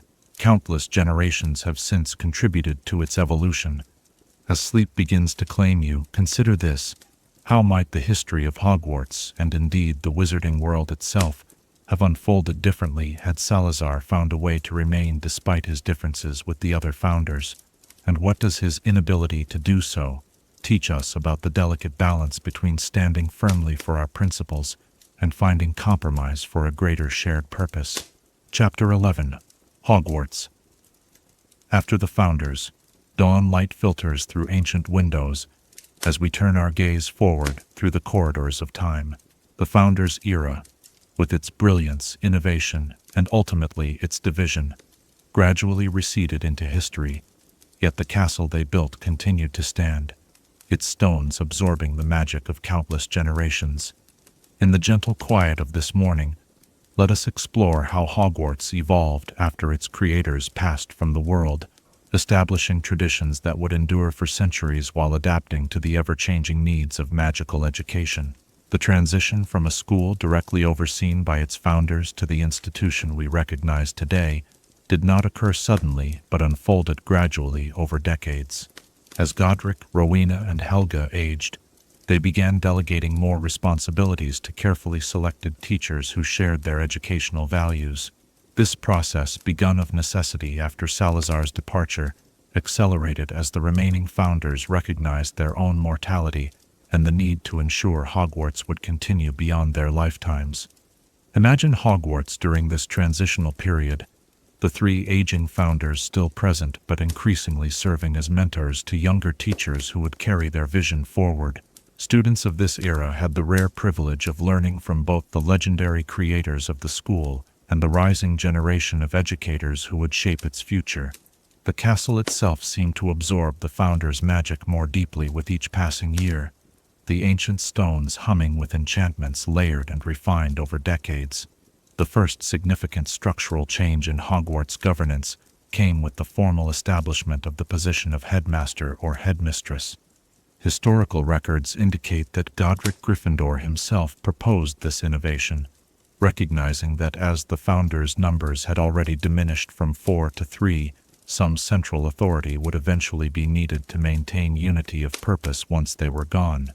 A ship with 3 captains may sail true, Godric is recorded as saying, but when we are gone, Hogwarts will need a single steady hand at the helm, guided by the collective wisdom of all its teachers. The selection of the first headmaster was a matter of great deliberation among the remaining founders, rather than choosing one of themselves, which might have suggested favoritism toward a particular house. They selected a respected teacher who had studied under all 4 founders during Hogwarts' early years, and had since demonstrated both magical excellence and administrative skill. This established the important precedent that the headmaster or headmistress would stand above house rivalries, representing the school as a whole. The founders established a magical process for selecting subsequent heads of the school, involving enchantments placed upon the headmaster's office itself. These spells, primarily designed by Rowena with input from both Godric and Helga, would recognize magical individuals with the necessary combination of knowledge, wisdom, and dedication to Hogwarts' core mission. This system, refined over centuries, has generally ensured that those who lead Hogwarts possess the qualities necessary for such a significant responsibility. Alongside the position of headmaster, the founders established the Hogwarts Board of Governors, a council of 12 distinguished witches and wizards who would provide oversight and guidance, while representing the interests of the broader wizarding community. This balanced structure, with day-to-day operations managed by the headmaster and strategic direction influenced by the governors, has proven remarkably durable through the centuries, allowing Hogwarts to maintain both operational effectiveness and accountability to the community it serves. The passing of each founder marked a profound moment in Hogwarts' early history. While the exact dates and circumstances of their deaths are not consistently recorded in historical sources, magical historians generally agree on the sequence. Helga Hufflepuff was the first of the remaining founders to pass away, dying peacefully in her sleep after seeing several generations of students educated at the school she had helped create. Her funeral was marked by an outpouring of grief, not just from her own house, but from students and teachers throughout Hogwarts, a testament to her inclusive spirit and the universal affection she had earned. Rowena Ravenclaw's death followed some years later, though historical accounts suggest it was preceded by a period of declining health and intense grief following the loss of her daughter Helena. The circumstances surrounding Helena's death, murdered by the wizard, who would become the Bloody Baron, while in self-imposed exile in Albania, remained unknown to Rowena, who died still hoping for her daughter's return. Rowena's intellectual legacy was honored through the establishment of a special collection in the Hogwarts library, preserving her personal magical research for future generations. Godric Gryffindor was the last of the founders to die, living to an advanced age even by wizarding standards. Historical accounts describe him teaching well into his later years, his physical vigor somewhat diminished, but his magical power and commitment to education undiminished. When death finally came, it reportedly found him not in battle as some might have expected, but peacefully seated by the fire in Gryffindor Tower, reviewing student essays. His famous sword was bequeathed to the school, enchanted to present itself to any true Gryffindor in a moment of great need, an enchantment that would prove its worth centuries later during Harry Potter's confrontation with the basilisk. With the passing of the founders, Hogwarts entered a new era. The school they had established had already achieved recognition as the premier institution for magical education in Britain, but now it would have to maintain and build upon that reputation without the direct guidance of its creators. The traditions established during the founders' lifetime, the house system, the core curriculum, the emphasis on both practical and theoretical magic, provided a strong foundation, but adaptation would be necessary as the wizarding world itself evolved. One of the earliest significant changes came with the standardization of the 7-year educational structure that remains familiar to Hogwarts students today. While the founders had established the general progression from basic to advanced magic, the exact duration and structure of a Hogwarts education had remained somewhat flexible during their lifetime. As the school grew and the need for consistent educational standards became apparent, successive headmasters formalized the 7-year system. With students typically beginning their education at age 11, the introduction of standardized examinations represented another important development in post-founder Hogwarts. The ordinary wizarding levels, OLs, and nastily exhausting wizarding tests, new TIS, were established in the 14th century as the wizarding world began to develop more formalized professional requirements. These examinations created objective standards by which magical education could be measured, allowing Hogwarts graduates to demonstrate their qualifications for various careers in wizarding society. The curriculum itself evolved significantly in the centuries following the Founders' era. New subjects were gradually added as magical knowledge expanded and became more specialized. Divination, once considered an innate gift rather than a teachable skill, was established as a formal subject in the 16th century. Care of magical creatures gained prominence as exploration brought European wizards into contact with an increasing variety of magical beings from around the world. Muggle studies was introduced in the 18th century, reflecting growing awareness of the importance of understanding non-magical society in an increasingly interconnected world. Even the castle itself continued to develop long after its initial construction. Each generation of headmasters, teachers, and students left their mark on Hogwarts, sometimes in subtle ways, and occasionally through dramatic additions or modifications. The astronomy tower was significantly expanded in the 12th century to accommodate more advanced observational equipment. The Quidditch pitch, initially a simple field, evolved into the elaborate stadium familiar to modern students. The greenhouses multiplied and became more specialized as herbology developed into a more complex discipline. Throughout these physical and curricular changes, the essence of what made Hogwarts special remained remarkably consistent. The 4 houses continued to provide students with communities that reflected their natural inclinations while challenging them to develop their potential.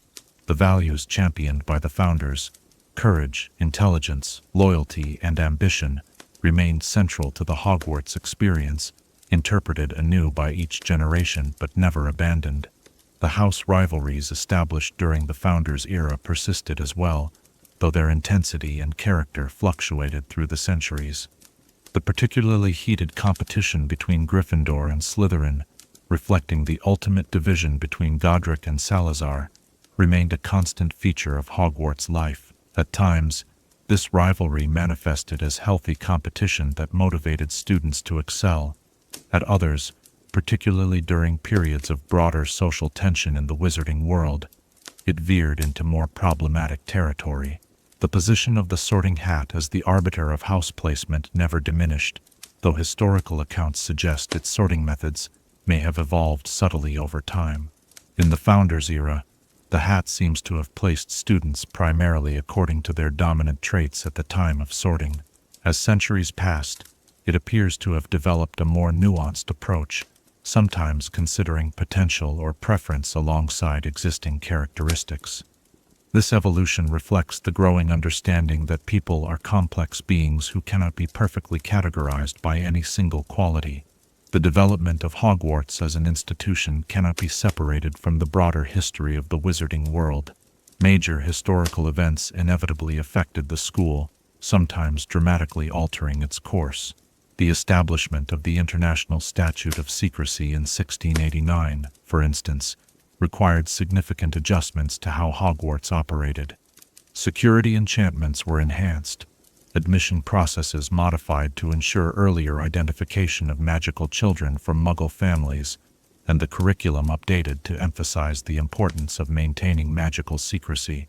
Periods of conflict within the wizarding world presented particular challenges for Hogwarts. During the Goblin rebellions of the 17th and 18th centuries, the school's defenses were tested multiple times, though never breached. The global wizarding war, associated with Gellert Grindelwald in the early 20th century, led to increased emphasis on defensive magic in the curriculum, and temporarily halted the tradition of student exchanges with European magical schools. Most recently, the rise of Lord Voldemort and the two wizarding wars he precipitated had profound impacts on Hogwarts. During the First War, the school served as a relative haven, though not untouched by the conflict that claimed the lives of many former students. The Second War culminated in the Battle of Hogwarts in 1998, when the castle itself became a battlefield and suffered significant damage before Voldemort's final defeat, damage that would require extensive magical restoration in the years that followed. Throughout these challenges, the headmasters and headmistresses who succeeded the founders played crucial roles in guiding Hogwarts and preserving its essential character while adapting to changing circumstances. Some names stand out in the long list of those who have held this position, individuals whose vision and leadership particularly shaped the school's development. Phineas Nigellus Black, headmaster in the late 19th century, is remembered as perhaps the least popular leader in Hogwarts history, his elitist attitudes and disdain for students reflecting the less enlightened aspects of his era. Yet even he maintained the school's educational standards and preserved its core traditions, if somewhat grudgingly. Armando Dippet's long tenure as headmaster through the early and mid-20th century saw Hogwarts navigate the complications of two Muggle world wars and their ripple effects on wizarding society. Though sometimes characterized as somewhat conventional in his approach, Dippet maintained stability during a period when many magical institutions worldwide faced significant disruption. Albus Dumbledore's transformative headmastership from the 1960s until his death in 1997 represents perhaps the most significant period of leadership since the founders themselves. His progressive educational philosophy, remarkable magical insight, and unwavering commitment to protecting Hogwarts students left an indelible mark on the school. Under Dumbledore's guidance, Hogwarts became not just an educational institution, but a symbol of resistance against the dark forces that twice threatened to overwhelm the wizarding world during his lifetime. The brief, dark period of Hogwarts history under Severus Snape's nominal leadership and the Death Eater's influence demonstrated how vulnerable even this ancient institution could be to corruption when the broader society faltered. Yet it also revealed the deep resilience of the Hogwarts community, as students and teachers alike found ways to resist and maintain the school's true values even under oppressive conditions. Minerva McGonagall's assumption of the headmistress position following the Battle of Hogwarts marked the beginning of a rebuilding period, both physically and institutionally. Her steady leadership helped heal the wounds of war while implementing thoughtful reforms that honored Hogwarts traditions while addressing the lessons learned from recent conflicts. Through all these changes in leadership and circumstance, certain features of Hogwarts life remained remarkably consistent, traditions that connected each new generation of students to those who had come before, the arrival by boat across the lake for first years, the sorting ceremony with its moment of nervous anticipation, the house points system with its triumphs and disappointments, the Quidditch matches that brought the entire school together in competitive excitement, the feasts that marked the beginning and end of each school year. These shared experiences created a sense of continuity that transcended the particular historical moment in which any individual student attended Hogwarts. The physical features of the castle similarly provided connections across time. Generations of students gazed up at the same enchanted ceiling in the Great Hall, navigated the same moving staircases, discovered the same secret passages, though each generation believed themselves the first to do so. The portraits that lined the corridors witnessed centuries of student life, some occasionally sharing stories of long-ago Hogwarts with particularly curious or attentive listeners. This sense of connection across time perhaps explains why loyalty to Hogwarts tends to endure long after students have graduated and moved on to their adult lives. For all the changes the school has undergone since the Founders' era, it continues to represent a formative experience shared by most British witches and wizards, a common reference point in a society that spans greatly varied backgrounds and experiences. In this continuity lies perhaps the Founders' greatest achievement. They created not just a building or a curriculum, but a living institution capable of evolving while maintaining its essential character. The Hogwarts of today would be recognizable to Godric, Rowena, Helga, and even Salazar, despite the centuries of change that separate us from their time. The values they championed, the educational approach they pioneered, and the community they envisioned continue to shape the experiences of young witches and wizards in the present day. As morning light strengthens, illuminating dust motes, dancing in the air like tiny stars, we can almost see the countless students who have passed through these halls, from those first nervous children who learned directly from the Founders, to the modern students who know the Founders only as distant historical figures, and the subjects of occasionally inaccurate chocolate frog cards. Each generation has added its own layer to Hogwarts' rich tapestry, contributed its own magic to the ancient stones, left its own stories to be whispered by the castle's ghosts. As you contemplate this unbroken chain of magical education stretching back a millennium, consider this: what might the Founders themselves think of how their creation has evolved through the centuries, and what aspects of Hogwarts today would most surprise, or most please, those extraordinary individuals who first envisioned a school where young witches and wizards could learn in safety and community. Chapter 12. Legacy of the Founders. Twilight casts long shadows across the ancient grounds as we come to our final exploration of Hogwarts' founding story. As stars begin to appear in the darkening sky above the tallest towers, let us consider the enduring legacy of those four extraordinary individuals whose vision, magic, and even their conflicts shaped not just a school but the entire wizarding world as we know it today. Their influence extends far beyond the stones of the castle, reaching through time to touch every aspect of magical life in Britain and beyond. A millennium has passed since Godric Gryffindor, Helga Hufflepuff, Rowena Ravenclaw, and Salazar Slytherin first raised their wands together on a Scottish hillside, yet their presence still permeates the wizarding world. Their names are among the first that magical children learn, their qualities held up as ideals to admire or cautionary tales to contemplate.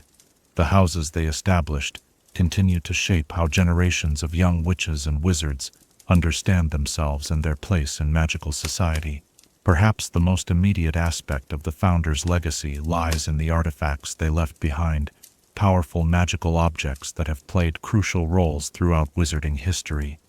Godric's sword, appearing to worthy Gryffindors in moments of great need, has proven its value repeatedly, most dramatically when it absorbed basilisk venom that allowed for the destruction of Horcruxes during the Second Wizarding War. The sorting hat, imbued with the intelligence of all four Founders, has guided thousands of students to their houses, while occasionally offering wisdom in times of crisis. More tragically, the founders' personal artifacts became vessels for the darkest magic, when Tom Riddle transformed Slytherin's locket and Hufflepuff's cup into Horcruxes. Ravenclaw's diadem, already tainted by Helena Ravenclaw's theft and the Bloody Baron's violence, similarly became corrupted as a repository for a fragment of Voldemort's soul. That these precious relics of Hogwarts creation could be perverted for such evil purposes underscores how even the noblest legacies can be twisted when their true meaning is forgotten. Beyond physical objects, the founders' most significant legacy remains the educational tradition they established. Before Hogwarts, magical education in Britain was inconsistent and exclusionary, available primarily to those from established wizarding families who could arrange apprenticeships or provide instruction themselves. By creating a centralized school that actively sought out all magically gifted children, the founders democratized magical knowledge, ensuring that ability rather than background would determine a young witch or wizard's opportunities. This revolutionary approach to magical education eventually spread beyond Britain's borders, inspiring similar institutions throughout Europe and eventually worldwide. While schools like Baldautons, Durmstrang, Ilvermorny, and others developed their own distinct traditions and methods, all owe a debt to the model first established at Hogwarts. The concept of bringing young magical people together for comprehensive, standardized education in a safe, dedicated environment.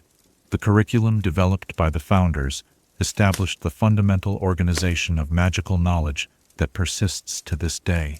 Their division of magic into distinct subjects, transfiguration, charms, potions, and so forth, created categories that still structure how magic is taught, researched, and applied throughout the wizarding world.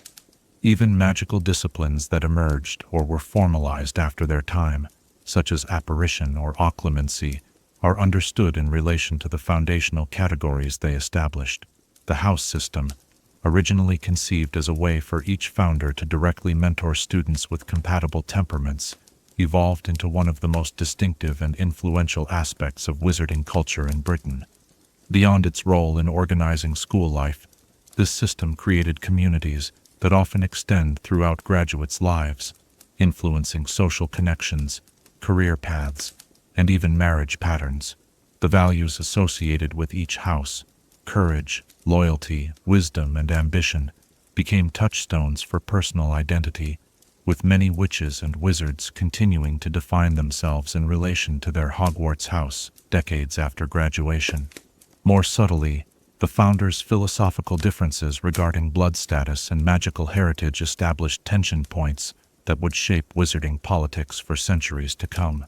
The conflict between Slytherin and the other founders reflected fundamental questions about wizarding identity and relationship to the Muggle world, questions that remain unresolved even in the modern era. From the establishment of the International Statute of Secrecy to the rise of Voldemort, the wizarding world has repeatedly grappled with the same essential concerns that divided the founders. Yet even in this area of conflict, the founders' legacy is not simply one of division. By establishing Hogwarts as an institution where different perspectives coexisted, sometimes uneasily, but within a shared framework of magical education, they created a model for how diversity of opinion could be contained within fundamental unity of purpose. Each generation of Hogwarts students has had the opportunity to engage with these differences directly, developing their own positions through experience rather than simply inheriting rigid ideologies. The physical legacy of the founders' magic continues to manifest in extraordinary ways. The enchantments they placed upon Hogwarts Castle have shown remarkable durability and adaptability, evolving over centuries to meet new challenges while maintaining their essential character. Modern magical researchers have studied the layered spells of Hogwarts extensively, seeking to understand how enchantments could be designed with such longevity and flexibility. Some of the founders' most impressive magical innovations have become so integrated into wizarding life that their revolutionary nature is easily overlooked. The moving staircases of Hogwarts inspired similar architectural magic in numerous wizarding buildings. The Room of Requirement's ability to transform according to need influenced the development of extension charms, now used in everything from tents to automobiles. The enchanted ceiling of the Great Hall established techniques for atmospheric illusions that appear in venues throughout the wizarding world. Beyond specific magical techniques, the founders established precedents for how magic and morality intersect, ethical frameworks that continue to guide wizarding society. Godric's emphasis on using magic courageously in defense of others influenced the development of aura traditions and magical law enforcement.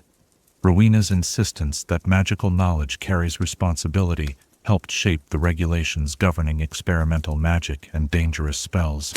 Helga's belief in inclusivity and fair treatment for all magical beings influenced later movements for the rights of house elves, goblins, and other non-human magical communities. Even Salazar, despite the more problematic aspects of his legacy, contributed to enduring wizarding values. His emphasis on cunning, resourcefulness, and ambition, qualities that need not be directed toward dark ends, created space for a more Slytherin approach to magical achievement that values strategic thinking and self-advancement without necessarily opposing the common good. His insistence on the importance of wizarding traditions and heritage, while taken to extremes in his own time, and by some who claimed his mantle, represents a legitimate concern for cultural preservation that continues to influence wizarding practices. The complexity of the founders' legacy is perhaps best exemplified by how the houses they created have produced both heroes and villains throughout wizarding history. All four houses have contributed great wizards and witches who advanced magical knowledge, protected the innocent, and enriched wizarding society. Similarly, all four have produced individuals who misused their magical gifts, though historical statistics do suggest certain patterns in how the values emphasized by different houses might influence ethical choices. Gryffindor's emphasis on bravery has inspired countless acts of heroism, from those who fought against Grindelwald and Voldemort to everyday acts of courage in magical professions like dragon-keeping and curse-breaking. Yet this same quality can manifest as recklessness or self-righteousness when not tempered by other virtues, as seen in some of the more problematic actions taken by those convinced of their own moral superiority. Hufflepuff's valuation of loyalty and hard work has created a tradition of reliable, dedicated magical practitioners who form the backbone of many wizarding institutions. The consistent pattern of Hufflepuffs remaining to fight at the Battle of Hogwarts exemplifies how these qualities translate to moral courage in crisis. However, loyalty without discernment can become blind following, and the house has occasionally produced individuals whose dedication was directed toward unworthy causes. Ravenclaw's intellectual focus has advanced magical theory and practice in countless fields, with innovations that benefit the entire wizarding community. The emphasis on individual thinking often leads Ravenclaws to question authority and tradition in productive ways. Yet the pursuit of knowledge without ethical constraints has occasionally led brilliant Ravenclaws to magical experimentation with troubling implications, or to intellectual arrogance that dismisses practical concerns. Slytherin's ambition and cunning have produced influential leaders in politics, business, and magical innovation, who shaped wizarding society through strategic vision and determination. The house's emphasis on self-preservation and realistic assessment of situations provides valuable balance to more idealistic approaches. However, these same qualities, when combined with prejudice or disregard for others, have also contributed to some of the darkest chapters in wizarding history. This mixed legacy reflects the founders' greatest wisdom, their recognition that human qualities are not inherently good or evil, but gain their moral character through how they are directed and balanced. By creating houses that emphasize different virtues while bringing them together within one school, they established a system that implicitly acknowledges the need for varied approaches and perspectives in a healthy society. The enduring power of the founders' legacy was perhaps most dramatically demonstrated during the Battle of Hogwarts in 1998.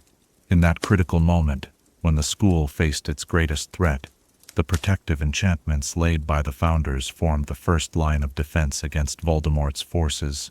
The Room of Requirement transformed itself into a crucial evacuation point and later a hideout for student resistance. The Sorting Hat delivered Godric's sword to Neville Longbottom at the pivotal moment when it was needed to destroy Nagini. More significantly, students and alumni from all four houses ultimately joined in defense of the school, embodying the unity that the founders had originally envisioned.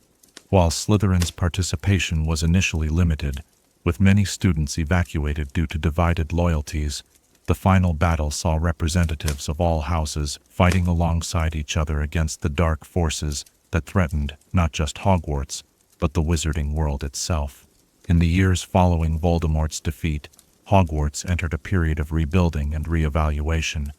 Under Headmistress Minerva McGonagall's leadership, the school community had the opportunity to consider which aspects of the founders' legacy should be preserved and which might need reinterpretation for a new era. The traditional house system was maintained, but with increased emphasis on inter-house cooperation and recognition of how different house virtues complement each other.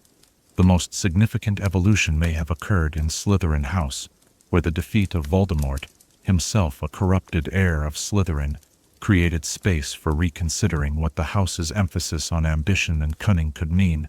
Separated from blood-purist ideology, young Slytherins in the post-war era had the opportunity to reclaim their founders' better qualities while rejecting the prejudices that had tainted his legacy. For the wizarding world more broadly, the founders' influence continues to manifest in countless ways, from the organization of the Ministry of Magic, which evolved from governing structures first established at Hogwarts, to the standardized testing system for magical qualifications. The social networks formed through house associations create patterns of connection that influence everything from business partnerships to political alignments. Even wizarding fashion retains traces of the founders' era in its preference for robes over Muggle clothing styles. Perhaps most significantly, the founders established a precedent for how the wizarding world addresses its greatest challenges, through education, cooperation despite differences, and the thoughtful application of magical power rather than its unrestrained use. This approach has not always prevailed, as the rise of dark wizards throughout history demonstrates, but it represents an ideal toward which wizarding society continually strives to return after periods of conflict or corruption. As our journey through the founding of Hogwarts reaches its conclusion, the stars now fully visible in the night sky above the castle, we can appreciate how thoroughly the vision of four medieval witches and wizards has shaped the world we know. From the specific enchantments they created to the institutional structures they established to the values they championed, Godric Gryffindor, Helga Hufflepuff, Rowena Ravenclaw, and Salazar Slytherin left an imprint on wizarding society that 1,000 years have not erased. Their legacy is neither simple nor perfect. Like all human creators, they brought their flaws and limitations to their great work alongside their extraordinary gifts. The tensions between their visions, particularly between Salazar's concern with heritage and the other's emphasis on inclusion, created fault lines that would repeatedly affect the wizarding world through subsequent centuries. Yet the framework they established proved flexible enough to evolve beyond their individual limitations while preserving their collective wisdom. In the end, perhaps their greatest achievement was creating an institution that could transcend their own time and perspectives, a school that would continue to educate young witches and wizards through dramatic changes in the magical and muggle worlds alike. Hogwarts stands not as a monument to its founders frozen in time, but as a living legacy that each generation reinterprets according to its needs while maintaining connection to its origins. As the fire burns low and night fully claims the sky, this 1,000-year story of magic, vision, conflict, and enduring legacy draws to a close. The founders themselves have long since passed into history, yet in a very real sense, they remain present in every corridor of Hogwarts, in every spell cast by its graduates, and in the continuing conversation about what it means to be a witch or wizard in a complex and changing world. As you drift toward sleep, consider this final question. Which aspects of the founder's legacy do you carry within yourself? Not just in the house values you might identify with, but in how you understand the purpose of magic, the importance of learning, and the balance between tradition and progress in your own life.